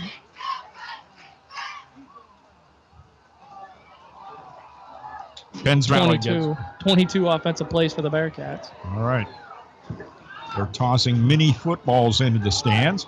Tobias rolling to his right in trouble. There seemed to be a bit of a mix-up on that play call as he was faking the handoff to Ripka. And I think Ripka was expecting the football. And as it turned out, Tobias had to continue to hang on to the ball and start to run. I think that was the intended play. I think Ripka wasn't on the same playbook. And a flag comes in right about the 40-yard line. And we'll see what that call is. Ineligible downfield against the Penns Valley Rams. So this drive has been a lot of penalty calls so far. Yeah. As they end up marching that one back 5 yards from the original line of scrimmage, and it's going to be a 3rd down and 9 for the Rams. The guy with the down marker is looking more like 3rd and 8. Maybe that's the best way to go here. 3rd down and 8. 2:47 left to go in the first half, and the Bearcats up by a score of 49-0. We'll have a rolling clock in the second half for sure. Tobias rolling to his right, looks downfield, no one to throw to, so he turns it upfield. He's near 1st down yardage, but the Bearcats converge and drive him out of bounds, I think, short of the 1st down sticks. Like Ryan Corey there to go ahead and drop the shoulder on Tobias right at the 1st down marker, and we'll see what he gets here. Bowser was there, too. They're going to move him up, so they're going to give it to him. Yeah, they gave him the gain out to the tip of the football. Is touching the 40-yard line, so the gain is good for a 1st down for the Penns Valley Rams. Not their first down of the night. No, they're 4th, so not too far off of it, though. Not a whole lot above that. Nope. Tobias, the quarterback, in an empty backfield. He's got 3 wide to his left and 1 to his right, and he goes to the right, and it's almost picked off, and a flag comes in at the end of the play. We're going to see if this is pass interference, if he had his hand on his back and kind of went through the receiver to get that ball. That's kind of what I'm thinking it's going to be.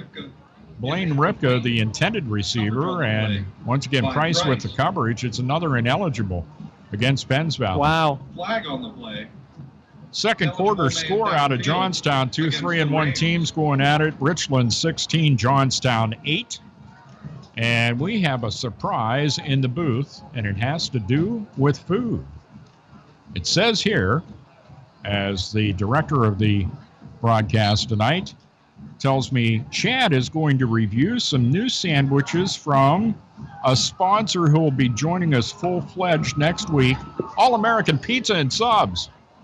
Talk about the great food that we got from All-American, and we'll do that at halftime right after we talk to Michael Armstrong, the Huntingdon girls soccer coach, here on the airnetwork.net and 94.1 FM in Huntingdon.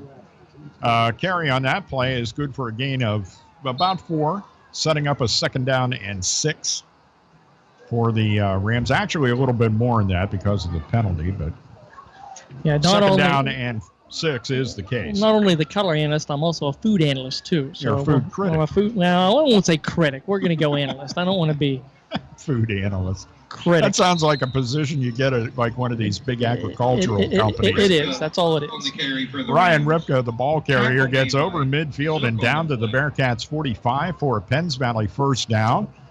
And the Rams had a nice drive going here in their what was that, 2 possessions ago or 3? 3 possessions ago, and ended up with a bad exchange on handoff, and the Bearcats were pouncing on it, and that brought that drive to an end. Here's Tobias, tucks, runs over the 45, and he'll be driven over toward the sideline. Did he go out of bounds? I don't think so. I don't see anybody waving their arms. Tobias on the keeper for the Rams. I see the clock rolling with 1:43 left to go in the first half. Bearcats 49 and Penns Valley nothing. Bearcats trying to go 5-0. It would drop the Rams to a record of 1-4 with a loss here tonight. Tobias slaps his hands, gets the snap, lets her go, and it's incomplete. Intended on the near sideline here for Brennan Hyde. And Hyde now goes down. He got up and started to move back toward where the huddle would be, and he just went down, and he's holding the area behind his knee, and the Bearcat training staff is quickly out there. So we have a timeout here on the field. And once again, one more time, here's tonight's trivia question. How many Bearcats have 1,000 or more yards receiving in a single season? Attention, ladies and gentlemen. And here's a clue. Tonight's Bearcat trivia. It could be a trick question. Is that a fair clue? Sure, it could be. All right, could be a trick question. Hey, hang in there, folks. With the timeout on the field, we're going to take a timeout as well. We have 1:17 left to go in the first half. Bearcats 49.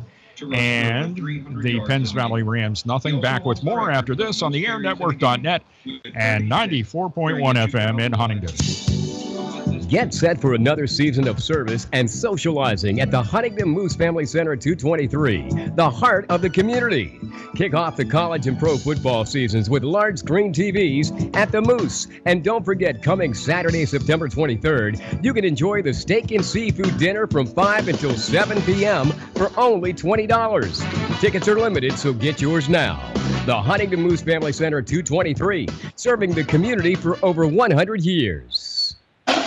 Hi, this is Andrew Hootie. You're listening to the Huntingdon Bearcats on the airnetwork.net.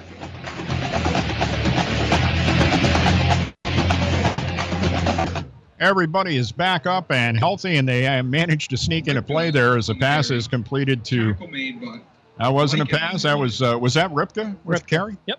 Ryan Ripka, number 28. He's a junior, 5'10", $140, and he has had a majority of the carry so far for the Penns Valley Rams. 11 carries, 23 yards on the evening, and pretty much, that's just been about it for the Penns Valley offense, as they've just really, Dave, not been able to do much of anything here. They can't run. They can't throw. It's called, by the way, sled. by the Rams.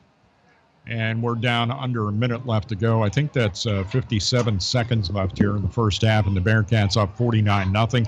The one thing that will happen with this when we start the second half after the kickoff goes, clock will just roll for both of the quarters remaining in tonight's football game.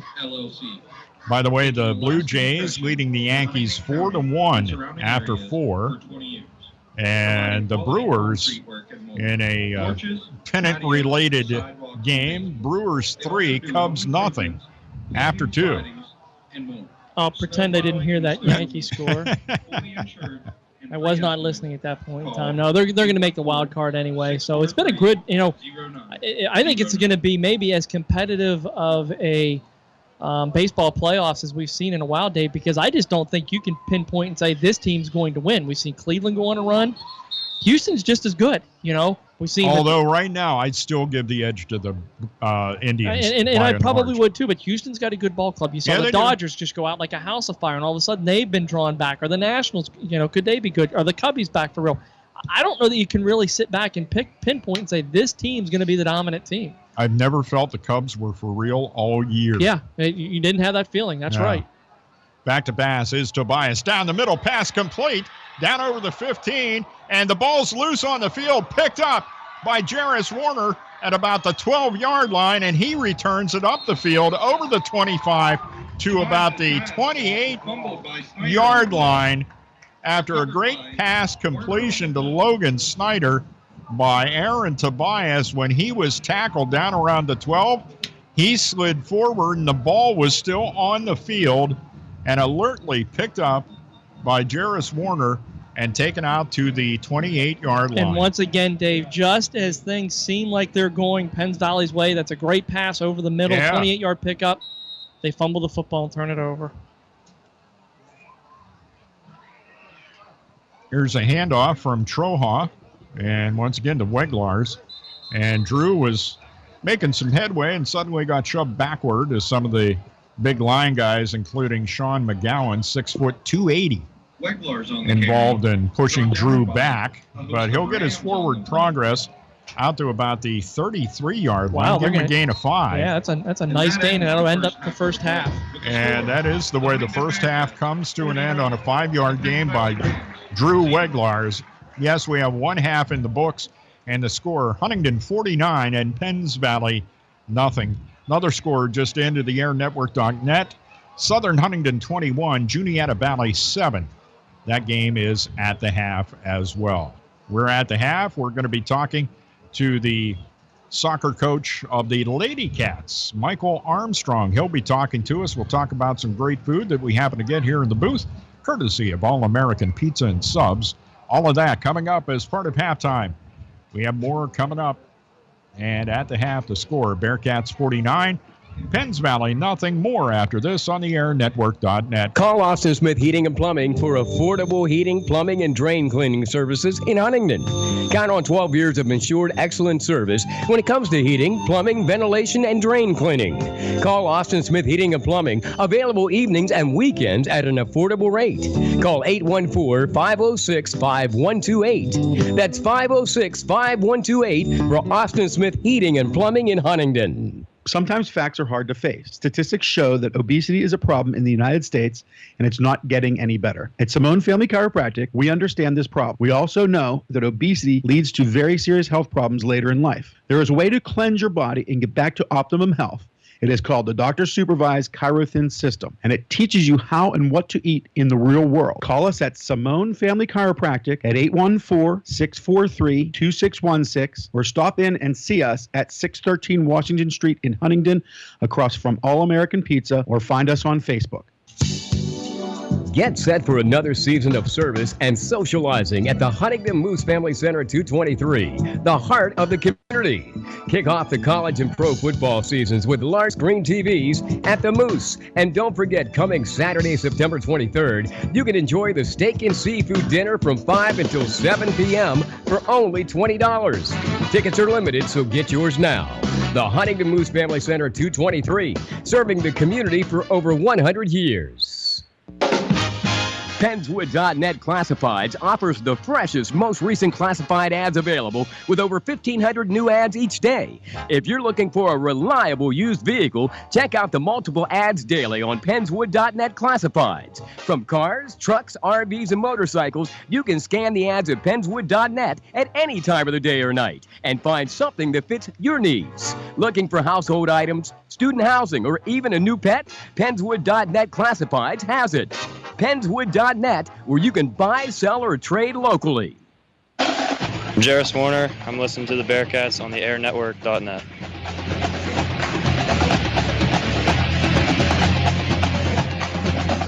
All right, talking with Coach Armstrong from the Huntingdon Lady Cat soccer team. You guys are doing pretty well so far this season. How you feeling? Feeling pretty good. We're 4-1-1 right now. Girls have put in a tough preseason, and it shows. Games are coming in well. We're playing to feet, doing our job. Let me ask you this. When I first met you, last year you were working with the boys squad. What happened now that you're moving over to the Lady Cats? Yeah, last year spent that first year helping the junior hires get started, and then the opportunity to move up to the varsity team and transition to the girls became available. And so, yeah, just a new challenge, new opportunity, and so we stepped across. In light of some of the programs that happen in Huntingdon, like these youth leagues now, and also junior high, and of course the Huntingdon Community Center, the girls obviously must be doing rather well as they move forward into this season and got a lot of training before you got there. Yeah, absolutely. I mean, Coach Lindsay Kaufman was there last year and did an excellent job building a team, building a family out of the girls. And they've all gone through, either the Hawks, the Huntington Hawks, the Spring League Soccer, and then also through the community center, just getting those opportunities to play and get some good training from coaches that they've had, and it's definitely starting to pay off. Talk a little bit about the dynamics of your squad this year, Michael, of course, and what league you're in and what you look forward to yet to come. Sure. We play our games in the Mountain League. We have a good group of seniors that came back, a lot of leaders, a lot of players that just are there to make whatever the team needs happens, and then a good group of underclassmen that come with a lot of talent, a lot of skill, and are willing to put it out on the field, and so that's really start to build what we're looking forward to, and then a group of freshmen have come in and have pushed everybody above them to really keep their spot, earn their spot, and have demonstrated, hey, we should be good for a couple years to come because of what's going on behind them. And so, yeah, we're looking forward to continuing the good start to the season, and then hopefully some district playoffs and hopefully back into the district final like they were last year. Let's talk a little bit about that league and, of course, some of the teams that you faced and some of the teams that you will face, and also give a shout-out to some of these players because we want to name names as well. Sure. So within the Mountain League, our big opponents are Bellefonte, Central, and in Penns Valley, at least this year so far. We haven't played Central yet, but they typically give us a good run from what I've seen from last year. So that's the big one. That's the one we're challenging against. We have players like Heather Gutshaw, a senior who is pushing for the scoring record, the career scoring record, and she's just a workhorse. I mean, she'll do whatever we need her to do, puts herself in good scoring opportunities, and usually finds the back of the net. And then we have underclassmen like Michaela Reed, Jalen Mitchell, and Maddie DeForest, who really, our center of our park just runs through them. And then without them, you can tell that we're a step off. And then Jordan Hawkins, Phil Hawkins' oldest daughter, she's that general of the midfield. And so when she's back there, she can see things, she can control the play, she can really get us going or help us break up the opponent's attack. And so it's players like that continue to help us stay strong. And then Katie Schultz, another senior, is our goalkeeper, and she's the mom of the team. I mean, she gets it done on the field, but when there's other things going on that you just need somebody to come alongside some of the underclassmen, hear them out, hear where they're at, she's that player. And she does a really good job at being that for our team. So, for all intents and purposes, these kids pretty much started out as youngsters. What's a typical day like in the day of Michael Armstrong, the Lady Cats, and your practice sessions? Sure. So for me personally, it's spending a number of hours with elementary kids in a behavioral health, mental health kind of role. And the girls are at school, going through a day of high school academics. And then practice starts right after school, after about a half hour of just some downtime from school to practice. And then it's right into training and looking at, what drills do we need to run, what training do we need to bring to the table so we're ready for that next game, that next match, and refining and sharpening the things that we're really good at.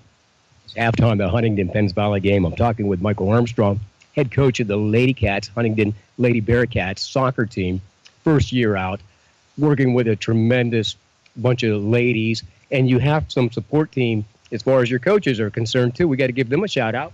Definitely. My assistant coach is Sarah Scott, who was with the girls last year, and she has this great relationship with the girls, and she's always there for me to look at her and go, okay, how would a female player take this if I'm about to say this? Because that's a new transition for me. Talking to guy players is different than how do you interact with some female players. And so she's been wonderful at doing that and being that resource to the girls to be that go-between if that's what they need. And then she also has a lot of soccer sense. I mean, she played out near Pittsburgh. And so she comes from a pretty strong background there and has always has that next idea. Did you think of this? What about this idea? And she has done a wonderful job transitioning from last year's coach now on my staff. And it's been seamless, which has been wonderful. And then we have an assistant volunteer coach, Mark Teeters. Mark's been with me. Anytime I've ever coached Huntington, he's been with me. And typically he also works with our goalkeepers. That's what he played in high school. And he knows his stuff when it comes to being a goalkeeper, and he's able to help any of our players just make that transition at having some raw talent. And now it's a little bit more refined. And he brings a wealth of knowledge in that position, but also just within the game. So it's great to have both of them along with us for this season. And, yeah, they're definitely there. Here it is on Friday night during halftime of the Penns Valley Huntingdon game. Kind of look into the future here with upcoming games. Michael, and where do we see you play? What field and what location can we come out and watch you? Sure. Our home games are at Detweiler Field here in Huntington. Great facility. Under the lights? Typically, about halftime we get under the lights. Most of our games start at 6 o'clock. And so, yeah, about halftime we're under the lights. And then our JV games follow afterwards. And so, yeah, we would love to have people come out, cheer on the girls, and support us as much as they can. All right, Michael Armstrong, the head coach of the lady soccer team in Huntingdon, the Lady Cats. Best of luck to them. Hey, real quick, before I let you go, had a recent incident with your son, I believe it was, and I saw a beautiful picture of your team, which you said was family, spelling out his name. How is your son doing? What's his name? His name is Jace. He's our youngest. He's 3 years old. Has a cracked skull. And yeah, the girls were amazing. I mean, I had to drop out of practice for a couple of days, and Sarah Scott came along and ran a practice for us. But then the girls on their own after practice got together and spelled out his name with some soccer balls and stood around it. And so, as a coach of a new team, I mean, it was obvious that I had made the transition, that I was a part of the family now, and that the kids were a part of the family. And so it's been awesome to just watch that and be a part of that. But he's doing well. It's a time thing, but he's healing and gets better every day. That's the mark of a family, man. I tell you what, best of luck to you, Coach, and to your Lady Cat. Thank you very much.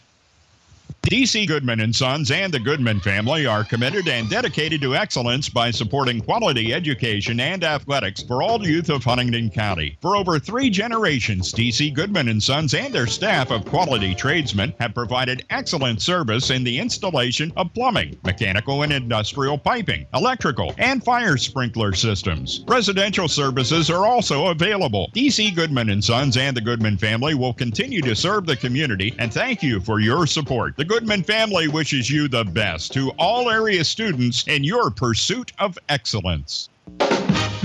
Pennswood.net Classifieds offers the freshest, most recent classified ads available with over 1,500 new ads each day. If you're looking for a reliable used vehicle, check out the multiple ads daily on Pennswood.net Classifieds. From cars, trucks, RVs, and motorcycles, you can scan the ads at Pennswood.net at any time of the day or night and find something that fits your needs. Looking for household items, student housing, or even a new pet? Pennswood.net Classifieds has it. Pennswood.net, where you can buy, sell, or trade locally. Sometimes facts are hard to face. Statistics show that obesity is a problem in the United States, and it's not getting any better. At Simone Family Chiropractic, we understand this problem. We also know that obesity leads to very serious health problems later in life. There is a way to cleanse your body and get back to optimum health, It is called the Doctor Supervised Chirothin System, and it teaches you how and what to eat in the real world. Call us at Simone Family Chiropractic at 814-643-2616 or stop in and see us at 613 Washington Street in Huntingdon across from All American Pizza, or find us on Facebook. Get set for another season of service and socializing at the Huntingdon Moose Family Center 223, the heart of the community. Kick off the college and pro football seasons with large screen TVs at the Moose. And don't forget, coming Saturday, September 23rd, you can enjoy the steak and seafood dinner from 5 until 7 p.m. for only $20. Tickets are limited, so get yours now. The Huntingdon Moose Family Center 223, serving the community for over 100 years. This is Ben Briggs, and you're listening to the Huntingdon Bearcats on the Air Network.net.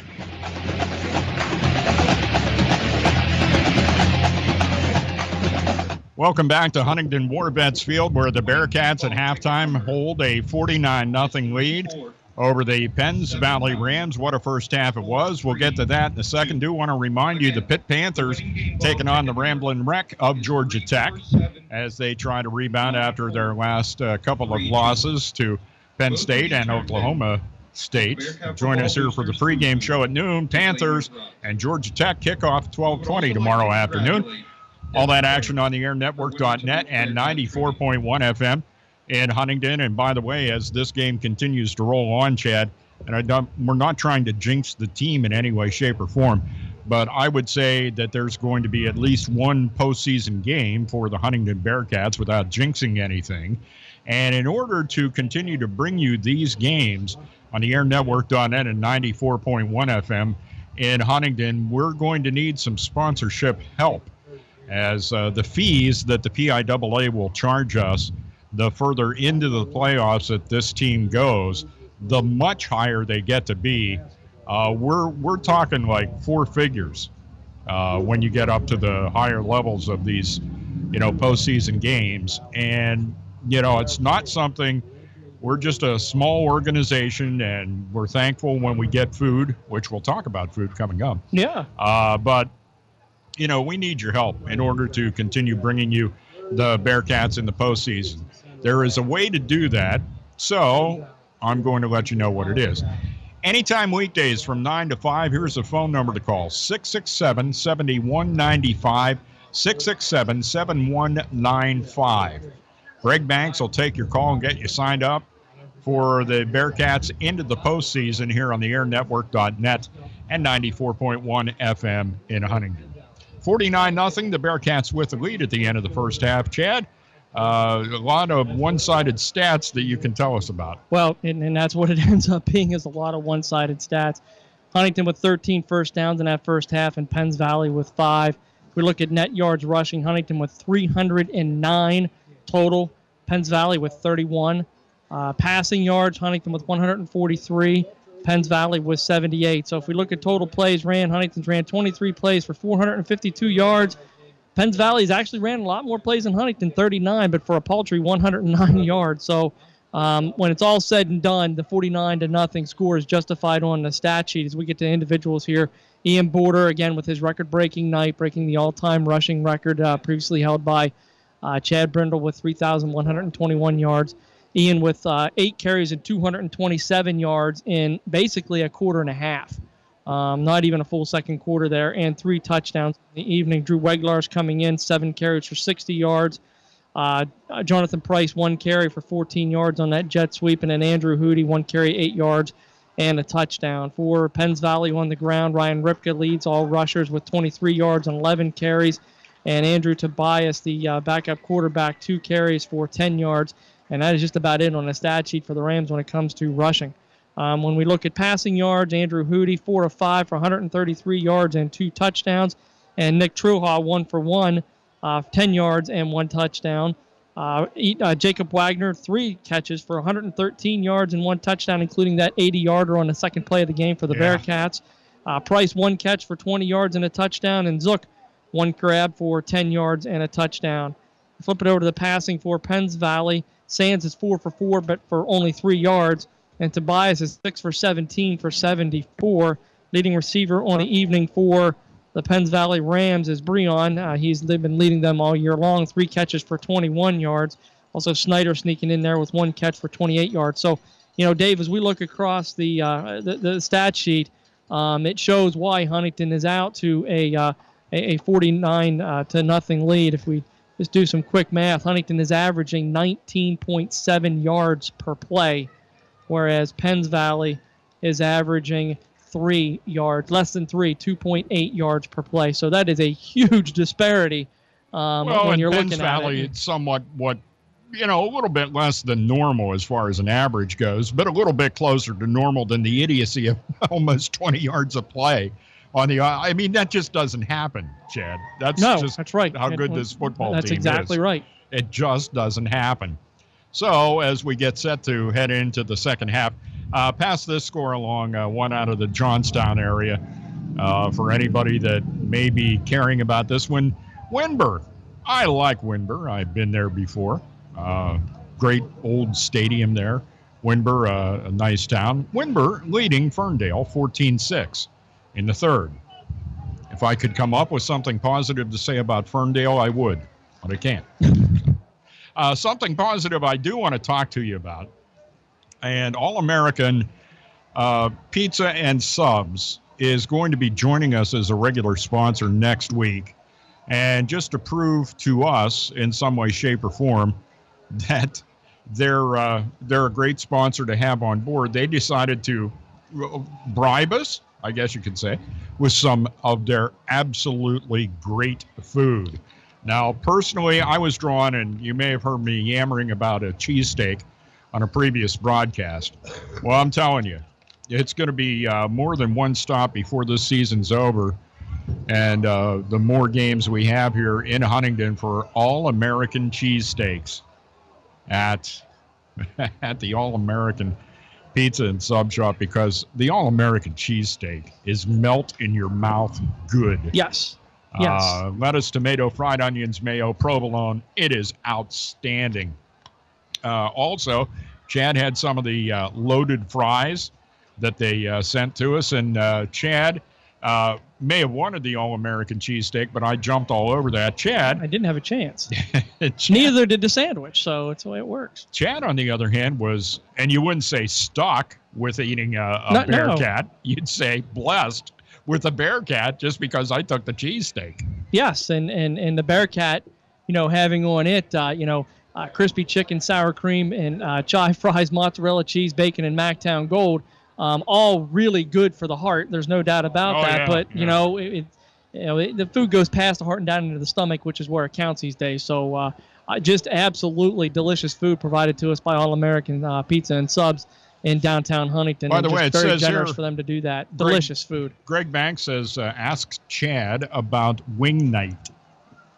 What can you tell me about Wing Night? I don't know that I can tell you about Wing Night there, but I can tell you that their wings, because my wife and I have gotten them many times on a takeout, are absolutely delicious. Their Mactown Gold is what I would heavily recommend, but they are good, meaty, cooked to a perfect crisp. Very, very good wings that you would enjoy, and I recommend you get some probably before I get some more, because that might just happen this weekend. Before we kick things off here in the second half, we've had this question out there and waiting for answers. We had couple of incorrect answers. The question was, how many Bearcats have 1,000 or more yards receiving in a single season? The answer is, trick question. Yep, Chad States yanking out the trick question. The answer is 0.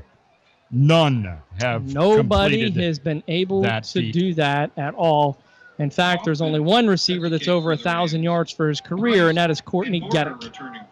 He was able to do that in the 1998 season. Here's a worm burner kickoff off the foot of Penns Valley, and it ends up being reversed back to Jonathan Price, as originally picking up that kick was Finkel. Andrew Finkel then gave it to Price, who was on his way back. So a little razzle-dazzle on the first play of the second half by the Bearcats, and they don't need to be dazzling anybody at this point because they just flat out dazzled everybody. That's right. And we still see second half here. Here's Nick Troha in the game. Yeah, and that's running at quarterback and Weglars, and it's going to be the way it's going to be the rest of the game here. As you see, Owen Lane Andrew Finkel, and it might be Andrew Miller split out to the far right in trips formation for the Bearcats. Troha fakes the handoff and throws one at the feet of his intended receiver, which was Owen Lane. And so Nick with a happy arm, I guess, that time. A little heavy on the follow-through. Yep. The pass falls incomplete. We do have the rolling clock there, and the incomplete pass still rolling at 11:40 left to go in the third quarter, and that's going to roll the entire second half. So Greg Banks, thinking on the positive side, thinks he'll have the replay up for you and operating at 10 tonight. Nick Troha, the quarterback, hands the ball off to Weglars, and Weglars is met in the backfield and brought down eventually by number 50, Sean McGowan. And he was hit earlier. Tackle made by Caldana. And they say that Caldana made the initial contact, and then it was McGowan that finished him off. This is Huntington's first third down of the evening. And it's a loss on the play back to the, let's call that the 42. So a third down and 13. Nick Troha calling the signals. Back to pass. And Weglar stayed back to block, and the pass intended for Finkel ends up going over his head as he was on his way down there with some pretty tight coverage by the Penns Valley Rams, and the pass falls incomplete and sets up a fourth down. Intended for Finkel on the play is incomplete. Fourth down and 13 with the ball at the 42-yard line of the Bearcats, and that'll set up the punt as Derek Fultz is going to punt. All kinds of new names out here in these situations, but the clock does continue to tick. Yes, it does. Well, it does until they decide to stop it, because we want a timeout here for Huntington. Must be personnel reasons. And you talked about all those different faces out there, and they ended up catching up to themselves, I guess. That's what it looked like. We want to thank our sponsors, Bearcat Football. And our Bearcat broadcast boosters include the Huntingdon Moose Family Center 223, DC Goodman and Sons and the Goodman family, Simone Family Chiropractic, Penswoods.net, and Austin Smith Heating and Plumbing. And they're the ones bringing you Bearcat football on this Friday evening. And welcome aboard All-American Pizza and Subs. Feel free to send me another cheesesteak next week when the Bearcats will be at home, and they will be hosting Juniata in the homecoming game for 2017. That's right. Northwest Bank. So that means we'll have kings and queens and all that kind of stuff. An extended halftime for sure. That's right. Wholesale athletic distributor. And Greg, you may want to make a mental note of that. Greg generally is the guy that works hard to bring us a halftime show, and may need a little extra time for next week's.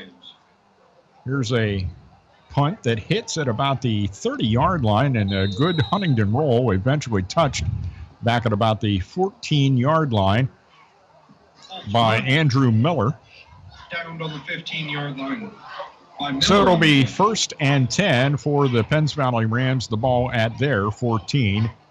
And the clock is stopped till they get the chain set, I guess. Yep, that's it. And then they'll restart it. 9:53 left to go here in the third quarter. Bearcats up 49-0. Penns Valley moving left to right here in the third quarter of tonight's game.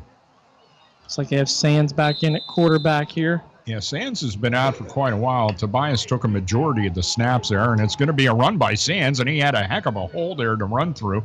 But boy, did it close up once he got about 5 yards beyond the line of scrimmage as the Bearcats converged on Justin Sands to bring him down after a gain of about 6. About 6, and met right in that hole by Drew Weglars. And I'm going to get you the other number 71, Warren Shope. So good job that time of containment by the Bearcat interior line and linebackers. Ball at the 21.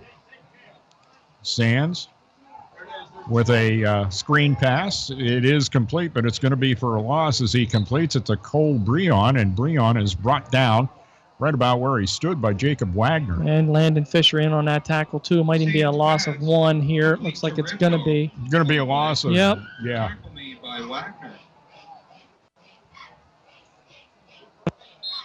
At the 20-yard line, they need to get to the 25 to get a first down. And everyone on the field offensively looking over to the far sideline, which is where Penns Valley is, the visiting side of the field, waiting for instructions. Justin Sands sends his running back, Ryan Ripka, over to his left. Claps his hands, the snap comes. And here's Sands, and he's going to have to run. He's shy of the line of scrimmage and is just absolutely hammered by the Bearcats. Defensively is coming in to hit him first was Isaiah Reed. Well, he turned back in to the rush, and Isaiah Reed was there to meet him and drop him for a 3-yard loss. And just an absolutely outstanding job that time by the linebackers and the defensive line by the Bearcats. Sands really had nowhere to go. He tried to escape to the right to the outside, tried to turn it back in, and Reed met him and dropped him. It's not a good morning call that you want to get. No, dropped him like a rented mule. Is that what you can say? No. Dropped him like a bag of rocks. Dropped him like a bag of rocks. All right, we'll get the cliches right here. Not good with cliches. That's okay. I try to stay away from them anyway. So I enjoy cliches. My life has been built on those. Tobias with a kick taken at midfield by Wagner. Down over the 45, the 40 tries to cut back toward the middle, is met by 3 Penns Valley tacklers, including Cole Breon, and a yellow flag greets him on the way Grabbed him by the back of the jersey, so maybe this might be a little bit of a horse collar tackle. I don't know. We'll see what they say. 15-yard return that time by Wagner. So personal foul, face mask. So the face mask call against Penns Valley. And flag on the play. Just when you were hoping, if you were a Rams fan, that things wouldn't get any worse, well, now you add that on. As it had been the one category that the Bearcats have led in that I'm sure Coach Udy doesn't want is penalties over the course of tonight's football game. But with that's a big one. Still 5 for 25, so they're about half the normal yardage that they've been at all season long. So I'm sure that. And 3 of those you could take away. Yeah, really. 3 of those were really dumb. One of them was on a kickoff. Yeah. So. Nick Troha in a quarterback, handing off to Drew Weglars, keeps going, gets through 5 guys and down, eventually at the 10-yard line, pulled down by Nick Kubalak. You know, that is just about as tough a run as what you're going to see out of a running back, as Weglars took that ball, was met initially, and carried people 10 yards for a gain. They thought they had him down, and he just kept right on and going. Can you tell that Drew has been watching Ian Border much? Oh, absolutely. I mean, success breeds success. So it's only going to be a 9-yard carry. Because they did not give him the first down. So only 9 yards. I mean, it's inches. It's inches, if that. Statistically, it's 9, and the handoff goes to Owen Lane. Down the right side, has the first down and more over the 5, and is going to be tripped up short of the goal line on some decent defensive pursuit. As Ryan Ripka is able to catch him before he gets into the end zone and bring Lane down. But the Bearcats knocking on the door now at about the 2-yard line. 6:28 left to go in a rolling clock, and the Bearcats up 49-0, and could be scoring more momentarily. Yes, I would like to think this one's going to go to Weglars here. You think? Yeah, he's deserving. There he goes. Has the football, and he's in. No. He's no still signal. moving. Down to the 1. Wow. Yep, they held off as long as they could. I thought he got the, if you had TV and you had the old, any part of the football on the goal line will count as a touchdown, but that's not the call that Drew got. He ends up picking up a yard, and it'll be 2nd and goal for the Bearcats. Clock rolls at 5:40 left to go in the third quarter, 49-0, Bearcats with the lead, looking to make it a 56-0 game. Nick Troha takes the snap, hands it to Weglars, and he's met in the backfield by Thomas Kaufman. Might lose 1 or 2 here and go back. Yeah, I'd say. Yeah, he's going to. It's going to be a loss of 2 to set up a 3rd and goal from, we'll call it the 3-yard line. Fisher and Kaufman on the play. We want to welcome the Huntingdon Presbyterian Church and the Altoona Bible Church on the Air Network beginning Sunday, October 1st. It'll be from 10 to 11 a.m. on the Air Network and 94.1 FM in Huntingdon. Here's a pitch this time to the left side of Weglars, and this time he gets in. They had to spread that line out a little bit, Chad, in order to get the hole for Drew Weglars to get into the end zone and make it a 55-0 game. He was pretty determined whenever he touched that ball to get in that time. You know, he's a senior. He's a tough runner.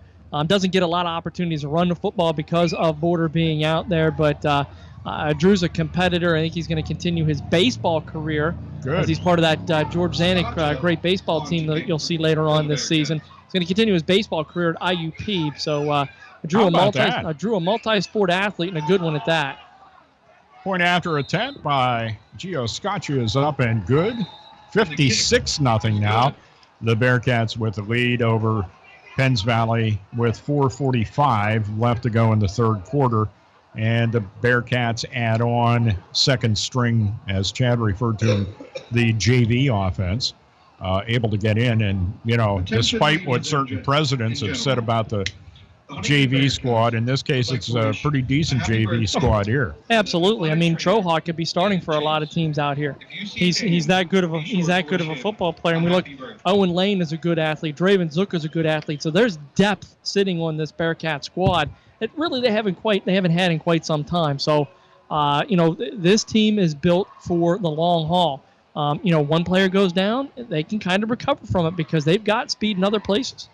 This is an interesting thing on the sideline here, as it looks as though there's a bit of a problem with the belt of Drew Weglars, and his friend Ian Border is taping up those pants. Wardrobe malfunction. Well, you hope that that's all there is, because you don't want it to be any further than that, or it gets quite embarrassing. So that's Andrew Hootie and Border there helping Hootie out their and friend. Border are the Taylors. They've just given him a Weglars. Yeah, I'm sure that's excellent use of athletic tape around the waist there, and that the trainer is very happy to see that being used in that situation. But Drew now has a pearly white belt out there. One thing's for sure, the budget for tape will not take away from the hash marks on the field. Wow. Just saying. Oh, there's a nice one of those sideways twirling kicks off the leg of Gio Scaccia. It hits it about the 2 and goes in.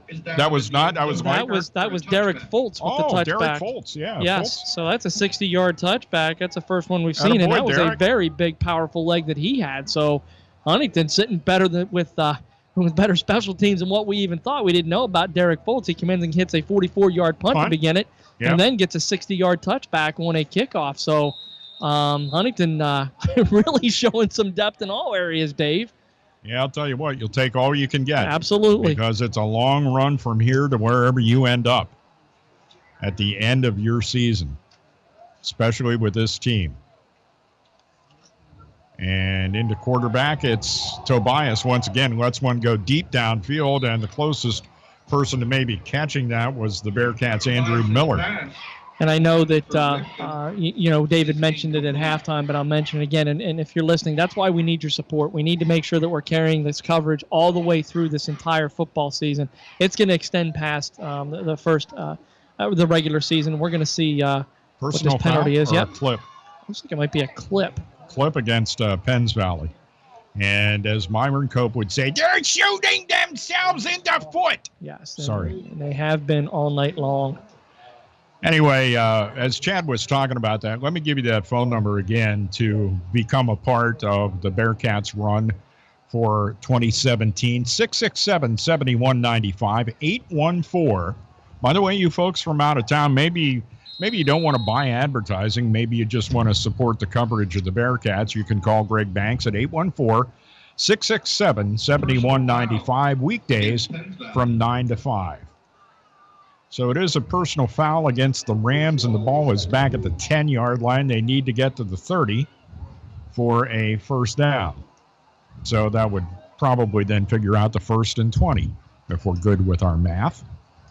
And they just get that one off as the play clock was rolling down, and maybe they're wishing they didn't get that one off. I'm going to tell you that Ryan Corey ran 20 yards to his left to make a tackle on Ryan Ripka for no gain. You want to talk about a linebacker that was absolutely flying and screaming to the line of scrimmage. I don't like who's down on the field. It's Jakob Wagner. No, not a good sign.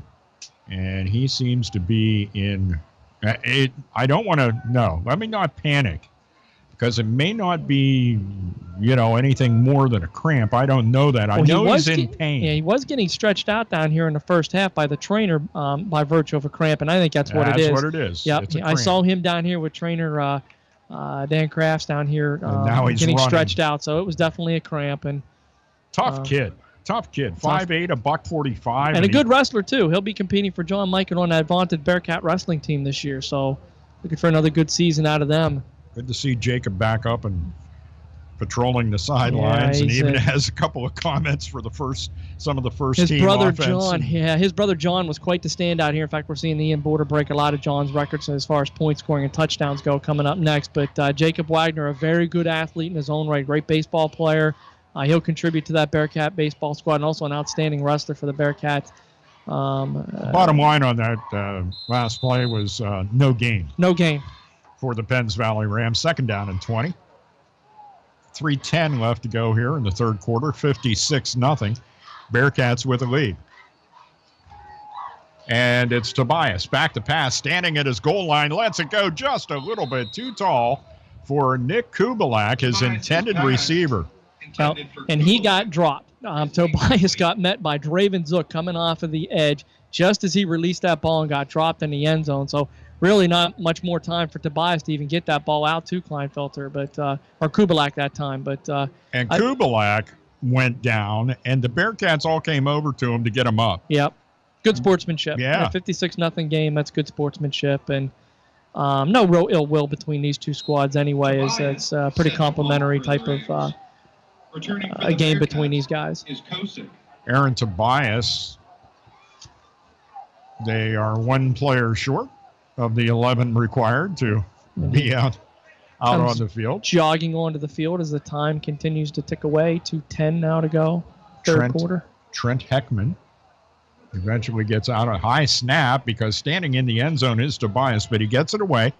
Hits it about the 39, rolls over midfield. It's touched, and he better get it, or Penns Valley's going to have great field position, and they will, as it is recovered by Cole Breon. Yep. Trouble with fielding it, Ryder Kosick. And Ryder touched it, and you just don't have that much time to get back and get that football. He never was able to field that properly as the ball kind of knuckled off to him onto the ground. It just kind of twisted and turned up to him. He dipped his left hand down, touched it, and then tried to recover with a spin move, and he just couldn't do it. Yeah, that's one where you probably hear people on the sideline at a certain point going, fire, fire. Yeah. But if they were doing that, he did not pay attention to it, and so it will be Penns Valley's ball at the Bearcats' 47-yard line. And it's going to be Tobias continuing at quarterback. Lets one go deep downfield, and it's intercepted.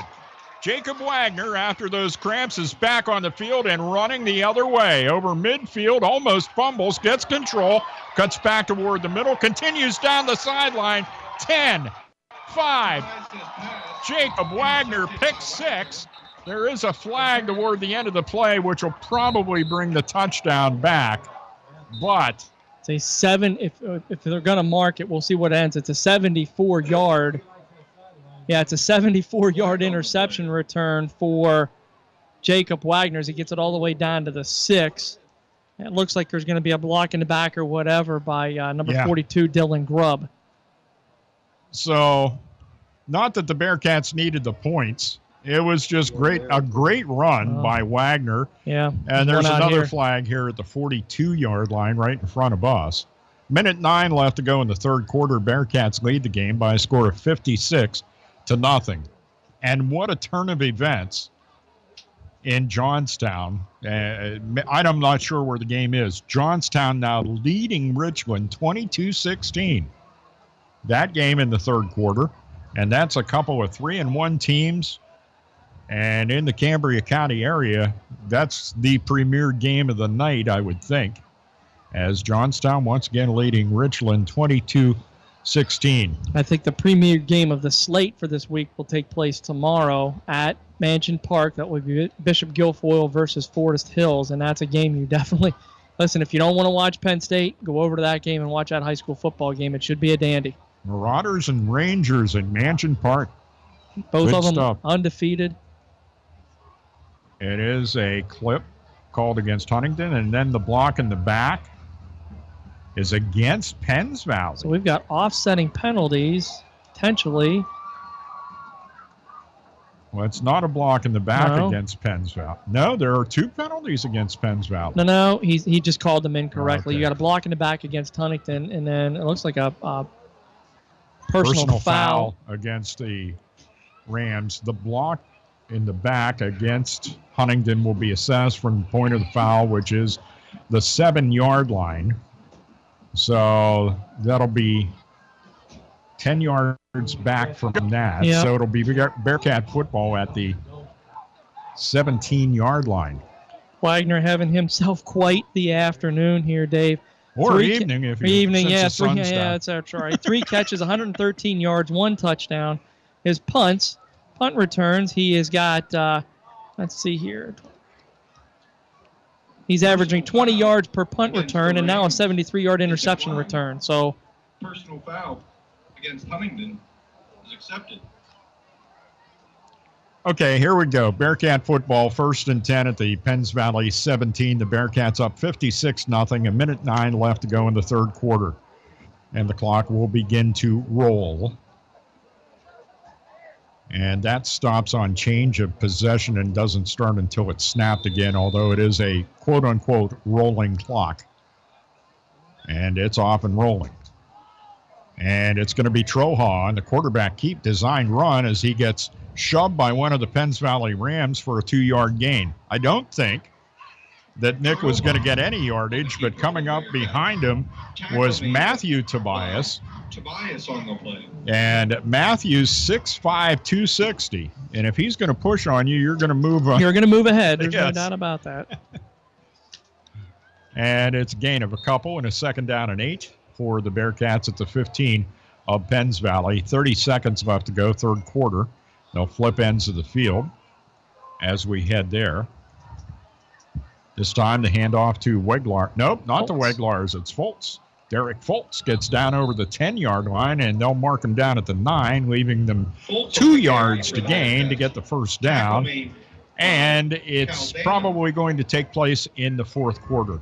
We have 3 in the books here at Huntingdon Moorvets Field, and the score, Bearcats 56, Penns Valley nothing, on the airnetwork.net and 94.1 FM in Huntingdon. Get set for another season of service and socializing at the Huntingdon Moose Family Center 223, the heart of the community. Kick off the college and pro football seasons with large screen TVs at the Moose. And don't forget, coming Saturday, September 23rd, you can enjoy the steak and seafood dinner from 5 until 7 p.m. for only $20. Tickets are limited, so get yours now. The Huntingdon Moose Family Center 223, serving the community for over 100 years. Sometimes facts are hard to face. Statistics show that obesity is a problem in the United States, and it's not getting any better. At Simone Family Chiropractic, we understand this problem. We also know that obesity leads to very serious health problems later in life. There is a way to cleanse your body and get back to optimum health. It is called the Doctor-Supervised Chirothin System, and it teaches you how and what to eat in the real world. Call us at Simone Family Chiropractic at 814-643-2616, or stop in and see us at 613 Washington Street in Huntingdon, across from All American Pizza, or find us on Facebook. Hi, this is Coach Hootie. The Huntingdon Bearcats are on the airnetwork.net.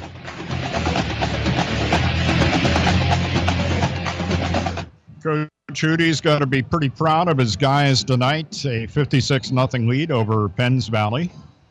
And now needing a couple of yards to get a 1st down on the current drive. It's Schultz with a carry, I think. He's darn close to 1st down yardage, so they may have to measure for that as we start the 4th quarter with the Bearcats up 56-0. And once again, if you happen to be someone, you have a business, or even if you're an alum and you want to support our broadcasts of the Bearcats, call Greg Banks, 667-7195, weekdays from 9 to 5. That's 667-7195, and we'll bring you the entire slate of Bearcat action. And if we get what we need as far as these monies to offset the fees by the PIAA. We'll bring you the whole stinking thing. Nick Troha handing off. It's Schultz again. As Schultz on fourth down falls forward. Does he have enough for the first down? I think he does. It's going to be very close. That looks like they're marking him short, in all honesty. It looked like they marked him. Yeah, they did. That's short by a yard. I thought the side judge was coming in with it looked to me like he had forward progress to get that. Nope. It's going to be a turnover on downs to the Penns Valley Rams, and they'll take over with the ball, we'll call it their 9-yard line, with 11:06 left to go. So don't forget, coming up tomorrow, it is Pitt football. Pre-game show at noon and a 12:20 kickoff here on the airnetwork.net and 94.1 FM in Huntingdon. Don't forget, we bring you SB Nation Radio. There's some crazy folks on there every day. It's SB Nation Radio on the airnetwork.net and 94.1 FM. And our Bearcat boosters. Their broadcast boosters include Huntingdon Moose Family Center 223, DC Goodman and Sons and the Goodman family, Simone Family Chiropractic, Pennswoods.net, and Austin Smith Heating and Plumbing. Handoff this time once again to the favorite ball carrier, Ryan Ripka. And Ripka may have picked up one, and there is a flag over on our side of the field. And it's a hold against the Bearcats on coverage, I suppose. Yeah, that's what it looked like to me. Tough sledding all night long, though, for Penns Valley in the running game. Just really nothing there, Dave. Nothing there at all. And so the penalty against the Bearcats. And the side judge, I think he was trying to coax the Bearcats to be a little bit further off the sideline there. Calling a personal foul against Huntingdon. Ah, okay. Ball goes out to the 25, and it sets up probably the biggest gain of the night for Penns Valley. First and 10 at their own 25. And it also gives Huntingdon their season average of 55 yards. They've already had 7 penalties for 55 yards, so they're right on their average for the season. Not a good average to have. The handoff from Tobias, once again going to Ripka, and Ripka ends up losing about a yard, maybe 2. Let's see where they mark it. Wrapped up by Draven Zook that time. He's able to get right around the ankles of Ripka and drop them. It's going to be a 3-yard loss. Yes, it is. Second down and 13. Penns Valley ball at their own 22. Penns Valley with 31 yards of rushing tonight. Needing to get to the 35. Tobias with a high snap quickly hands off. And Ripka just tries to turn it off field, and the Bearcats are just too fast. Lose 2 more on that, Dave, and just nothing there. Andrew Edwards, number 66, wrapping him up quickly. Ripka on the carry, tackled by Edwards on the play. And so that will bring up a third down and a loss of another yard, so 3rd and 14 with 9:28 left to go in the game. And the Bearcats up 56-0. Tobias claps his hands, gets the snap, goes back to look for somebody to pass to, can't find anybody, decides he needs to run, and was grabbed by the jersey up around the shoulder pads. It delayed him a little bit. He continued for about 2 more yards after that, and they'll mark him out of bounds at about the 26. Where that'll set up a 4th down and 9.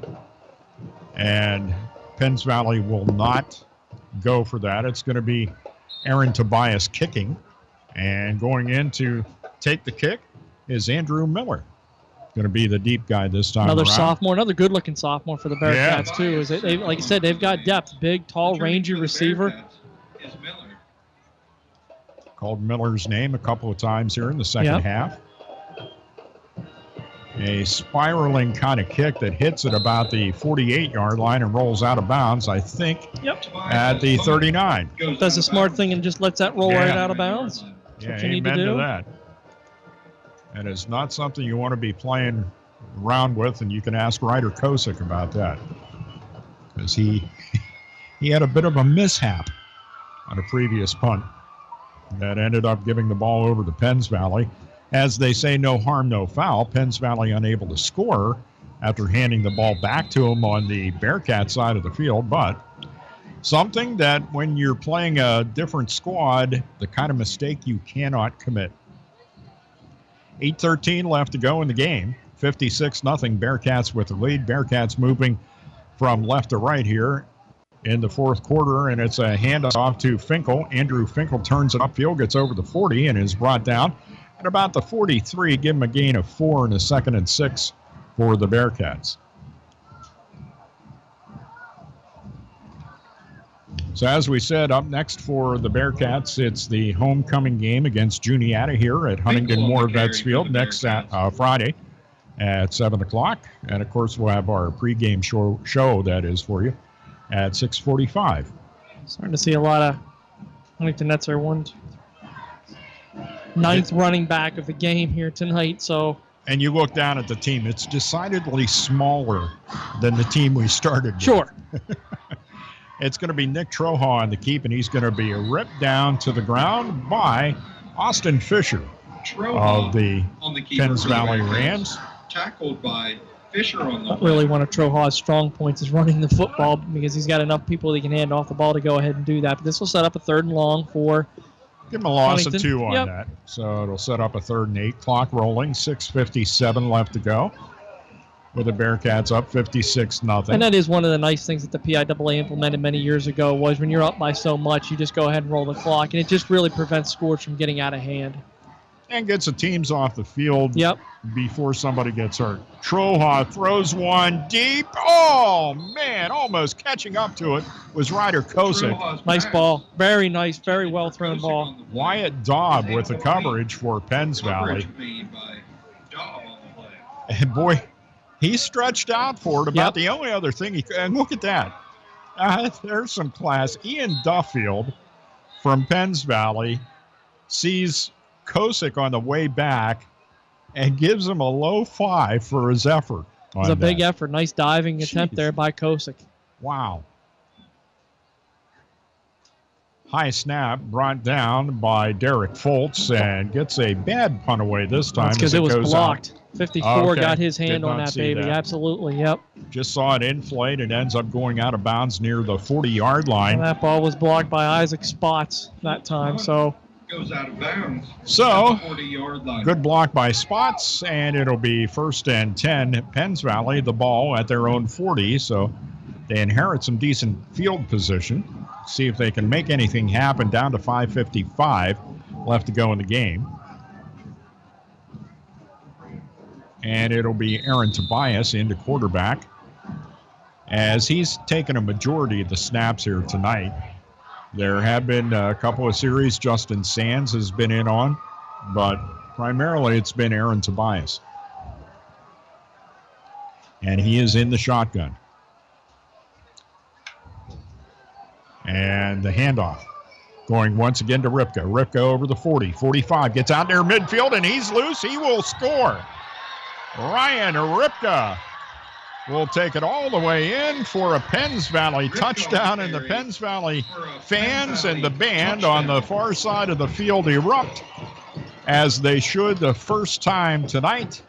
And the shutout has been negated by the Rams. No flags on the carry by Ryan Ripka as he takes it all the way for a touchdown to make it a 56-6 game. And, you know, he's one of those kids that has breakaway ability. You know, if Huntington's playing. He showed it here at about the 45. Absolutely. I mean, he just kind of smoked it down the field. But unfortunately, he just doesn't get very much opportunity to be able to do that because he gets bottled up so quickly in the backfield. And we've seen that most of the night tonight. Penns Valley will go for 2 here. Probably not blessed with a kicker. And the snap goes to Tobias. Rolls to his right, throws to the back of the end zone. Complete for the 2-point conversion to Logan Snyder. And it makes it 56-8 in favor of the Bearcats. Update you on some other scores. Blue Jays over the Yankees, 8-1 in the 7th. Happens. It's baseball, it happens.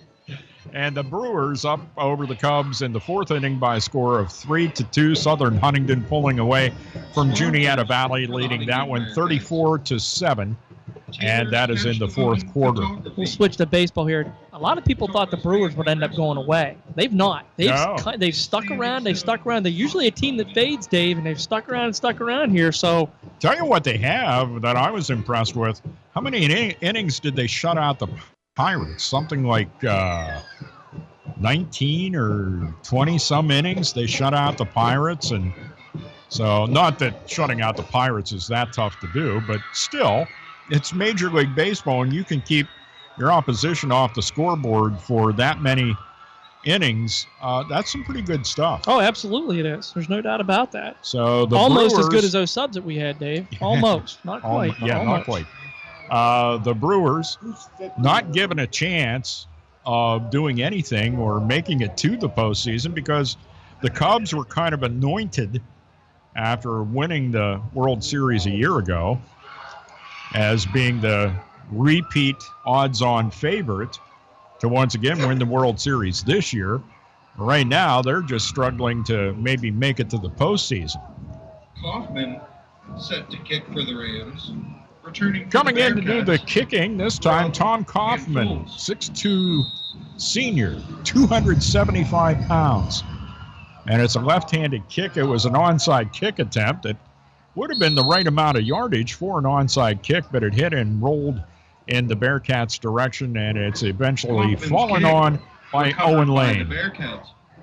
And Owen Lane covers it up at about the 37-yard line or so. And the Bearcats will have the football there with 5:21 left to go in the football game, up 56-8. See some more new jerseys in here for the Bearcats. So we'll see who we get out on offense. But Dave, as we start to talk about what this game means and whatever, this is what you're supposed to do to teams like this. If a team comes in and they're not playing well, good teams are supposed to steamroll them, and that's exactly what we saw Huntingdon do, fast and furious. Yeah, you love right it out of the gate when a team does what it's supposed to do. Another new ball carrier. It's Seth Emmel. Emmel tries to turn it upfield, but he's met over on the far side of the field and brought down a nice open field tackle by Isaac Spots. Snyder on the play. I thought that was Spots, number 54, but I may be mistaken. Emmel's going to lose 1 yard on a carry there, but it's okay. His first carry of the year. That's right, experience. That's exactly what this ends up being. Nick Troha is continuing at quarterback. I like to see him, the Penns Valley folks may get angry. I'd just like to see Troha try another one of those deep passes. He was so close to hitting Kosick. He was. Last time. And it's going to be Troha sacked. It looked like it may have been a run play, but it was like those guys were there and he was brought down. And Sam Martin was in there. And Sam Martin, what an imposing figure for Penns Valley he is at 6'6", 290. I just go down on my knees and say, don't hurt me. Just don't hurt me. He could eat 2 of those subs that we ate, no problem, not even blink an eye. And one more. And probably the fries with it, too. Yeah, there you go. Yeah, fries might polish it off. That might polish it off. Yeah, the old loaded fries. Would have polished me off, that's for sure. 3:36 left to go in the game. Bearcats up 56-8.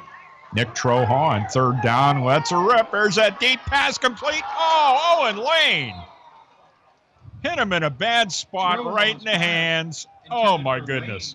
We saw that in the Mount Union game. Yes, we did. Three times in the Mount Union game, it hit him there. He was wide open, and it just hit him right in the hands into the breadbasket and just dropped through. That ball could not have been thrown any better. No, I mean, it was just right there as Owen sprinted past him. And Owen Lane's upside is he's coming off mad. He's, his speed upset. And being able to get to a spot on the field, he just needs to be the finisher, the closer, if you will. Schultz punts. Good punt. And it hits at about the 39-yard line and goes back to about the 30. Now they may mark it at the 31, or they may go for the 30. Who knows with this crew. Let's call it the 31. These guys seem to be having difficulty walking straight lines. 40-yard punt that time from the side of the field to the middle of Schultz, the field. Yes, absolutely. Yeah, they put the ball right down at the 30, and I'm telling you, that's not where he was. No, it did not. But whatever. So these guys go through a lot. I feel bad for Owen. It almost reminds me of that Dallas tight end in Super Bowl. What was that, Super Bowl 13, Jackie Smith, when the ball hits him right in the hands, and then you hear the announcer that he's got to be the sickest man in America type deal. There's 4 that we've seen this year out of Owen that it's just, been right there for him to handle, and he'll get one. One of these days he's going to get one, but right now it's the Lima Swede contagious type of deal that he's got going on. That 2:22 left to go in the game. The pass completed to the far sideline to Blaine Ripka, the other Ripka. And that'll be good for a gain of about 5. Yeah, they're going to mark him down at the 35-yard line. 2nd and 5 for Penns Valley. And if it were the NFL, you'd be hearing the 2-minute warning, but it's not the NFL. So we're down to 1:54 left to go. Bearcats and head coach Mike Hootie giving some of the underclassmen a good opportunity to see a lot of action here tonight.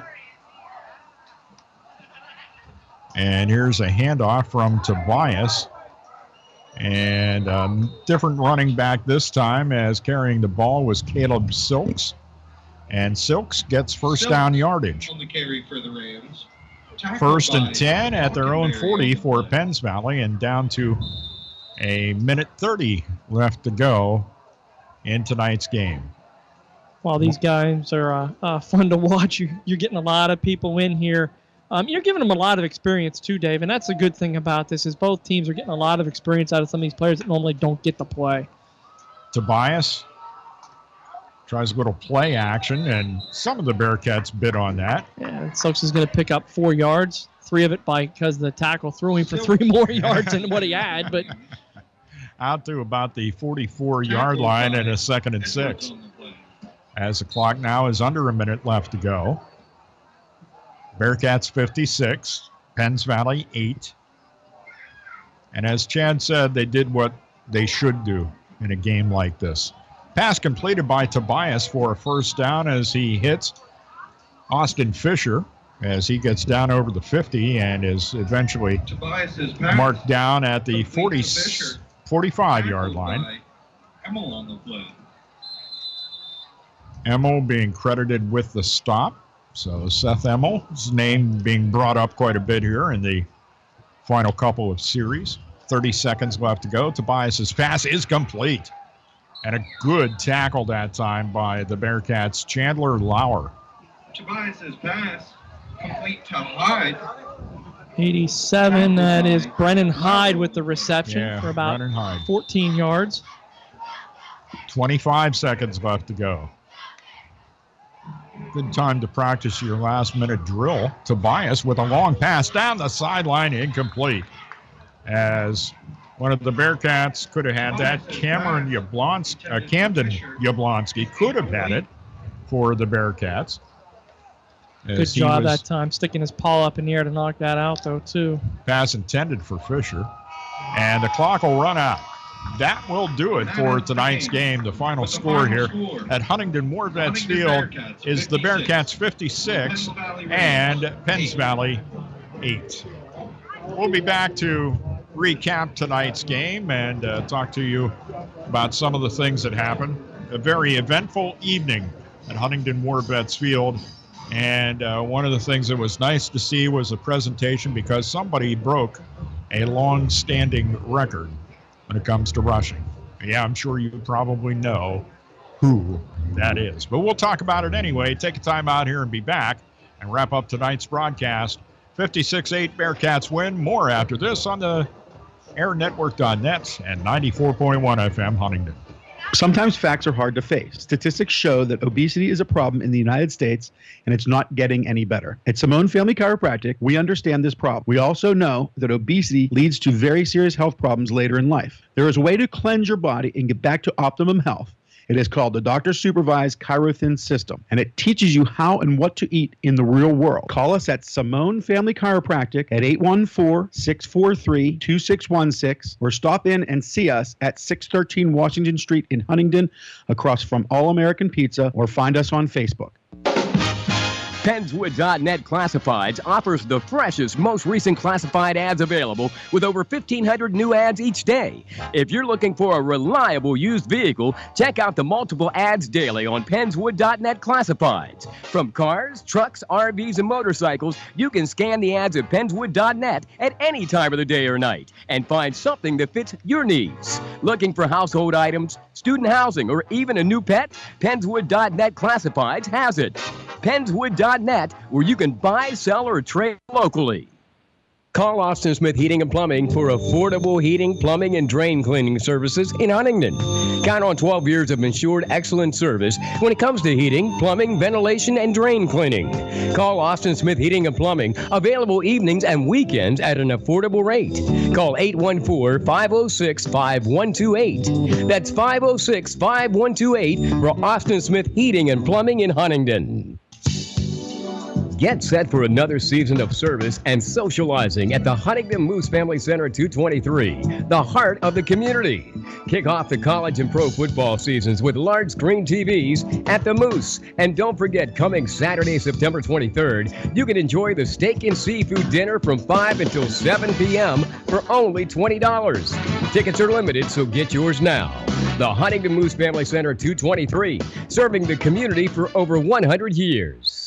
I'm Jairus Warner. I'm listening to the Bearcats on the airnetwork.net.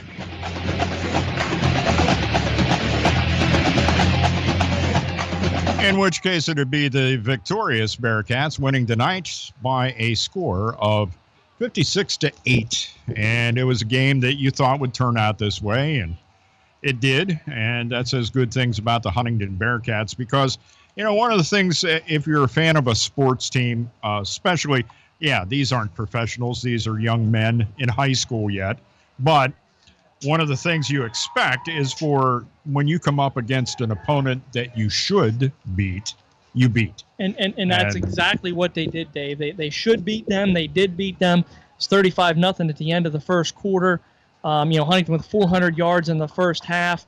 Really not much more you can say other than just an absolute, complete, dominating victory by the Bearcats, which is kind of what we expected going into this. You hate to say that at the beginning of a broadcast because, in sports you never know. Yeah, we're not selling the opponent short. That's exactly right. We're not. And by the way, we are Bearcats announcers. Right. So we are not announcing the game as a neutral party. So we can be homers. In any way, shape, or form. That's so right. Never expect that. That's right. So we can be homers, and yes. There's no doubt about that. But that said, you go into a game always giving respect to your opponent, even to us as an announcer. Exactly. And Penn Valley stayed competitive. They did the things that they needed to do to try to be competitive in this football game. They didn't give up. They kept on plugging away, and they eventually got a 60-yard touchdown run out of Ripka here late into the fourth quarter. But so hats off to them for not just absolutely laying down tonight, because that was a very good Huntington football team that they ran into. No doubt about it, and they dominated from beginning to end. By the way, we did hear from, I like to call him our man at the Moose, Steve Jackson. He weighed in on the World Series.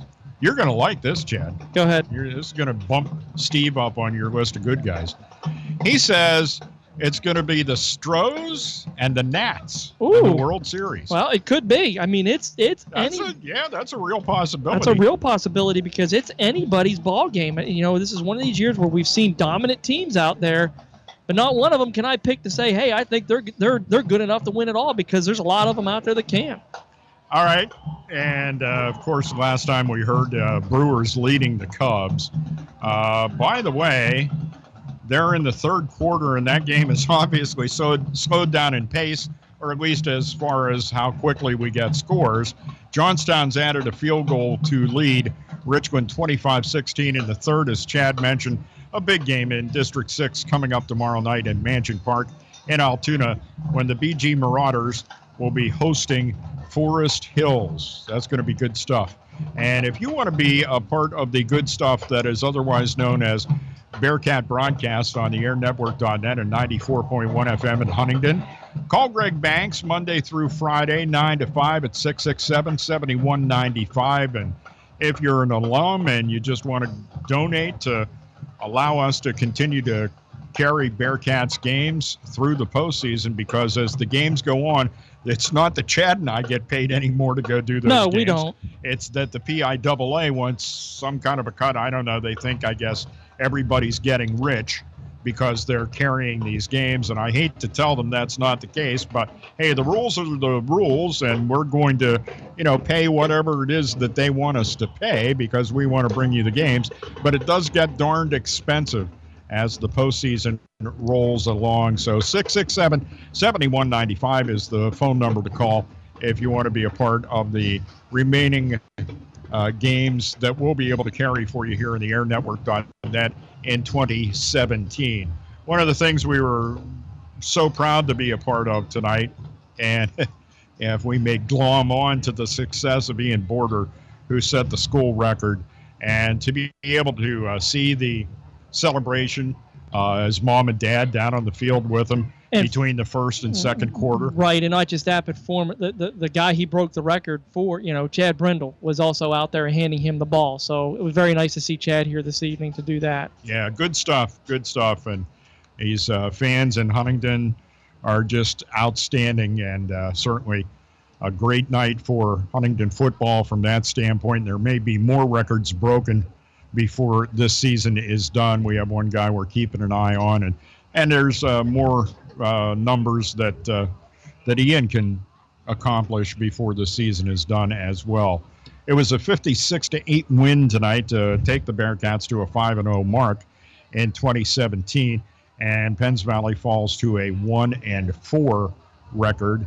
So that's the way things. Anything else you have for us there, stat man? No, just that. Huntingdon ended up with 329 yards on the ground, 227 of that by Border and his 3 touchdowns. But also the passing was efficient too.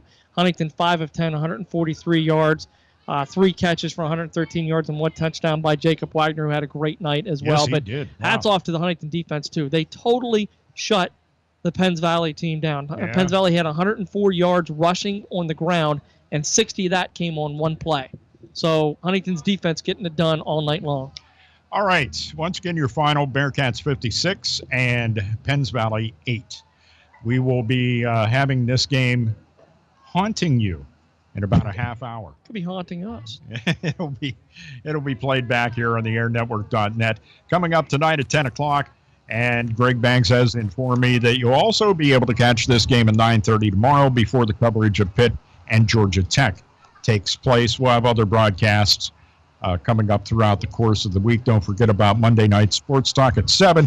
And we want to once again welcome All American Pizza and Subs for their support of Bearcats sports right here at the airnetwork.net and 94.1 FM in Huntingdon. We'll be live with you again next Friday, Juniata and Homecoming Friday, coming your way here beginning at 6:45 with the pregame and a 7 o'clock kickoff. Once again, the final 56 for the Huntingdon Bearcats and 8 for the Penns Valley Rams. For Chad States, Greg Banks, and everyone else here at the airnetwork.net, this is Dave Shannon from Huntingdon Warbets Field saying, good night, everybody. We'll see you again next Friday night. D.C. Goodman & Sons and the Goodman family are committed and dedicated to excellence by supporting quality education and athletics for all youth of Huntingdon County. For over 3 generations, D.C. Goodman & Sons and their staff of quality tradesmen have provided excellent service in the installation of plumbing, mechanical and industrial piping, electrical, and fire sprinkler systems. Residential services are also available. D.C. Goodman & Sons and the Goodman family will continue to serve the community, and thank you for your support. The Goodman family wishes you the best to all area students in your pursuit of excellence.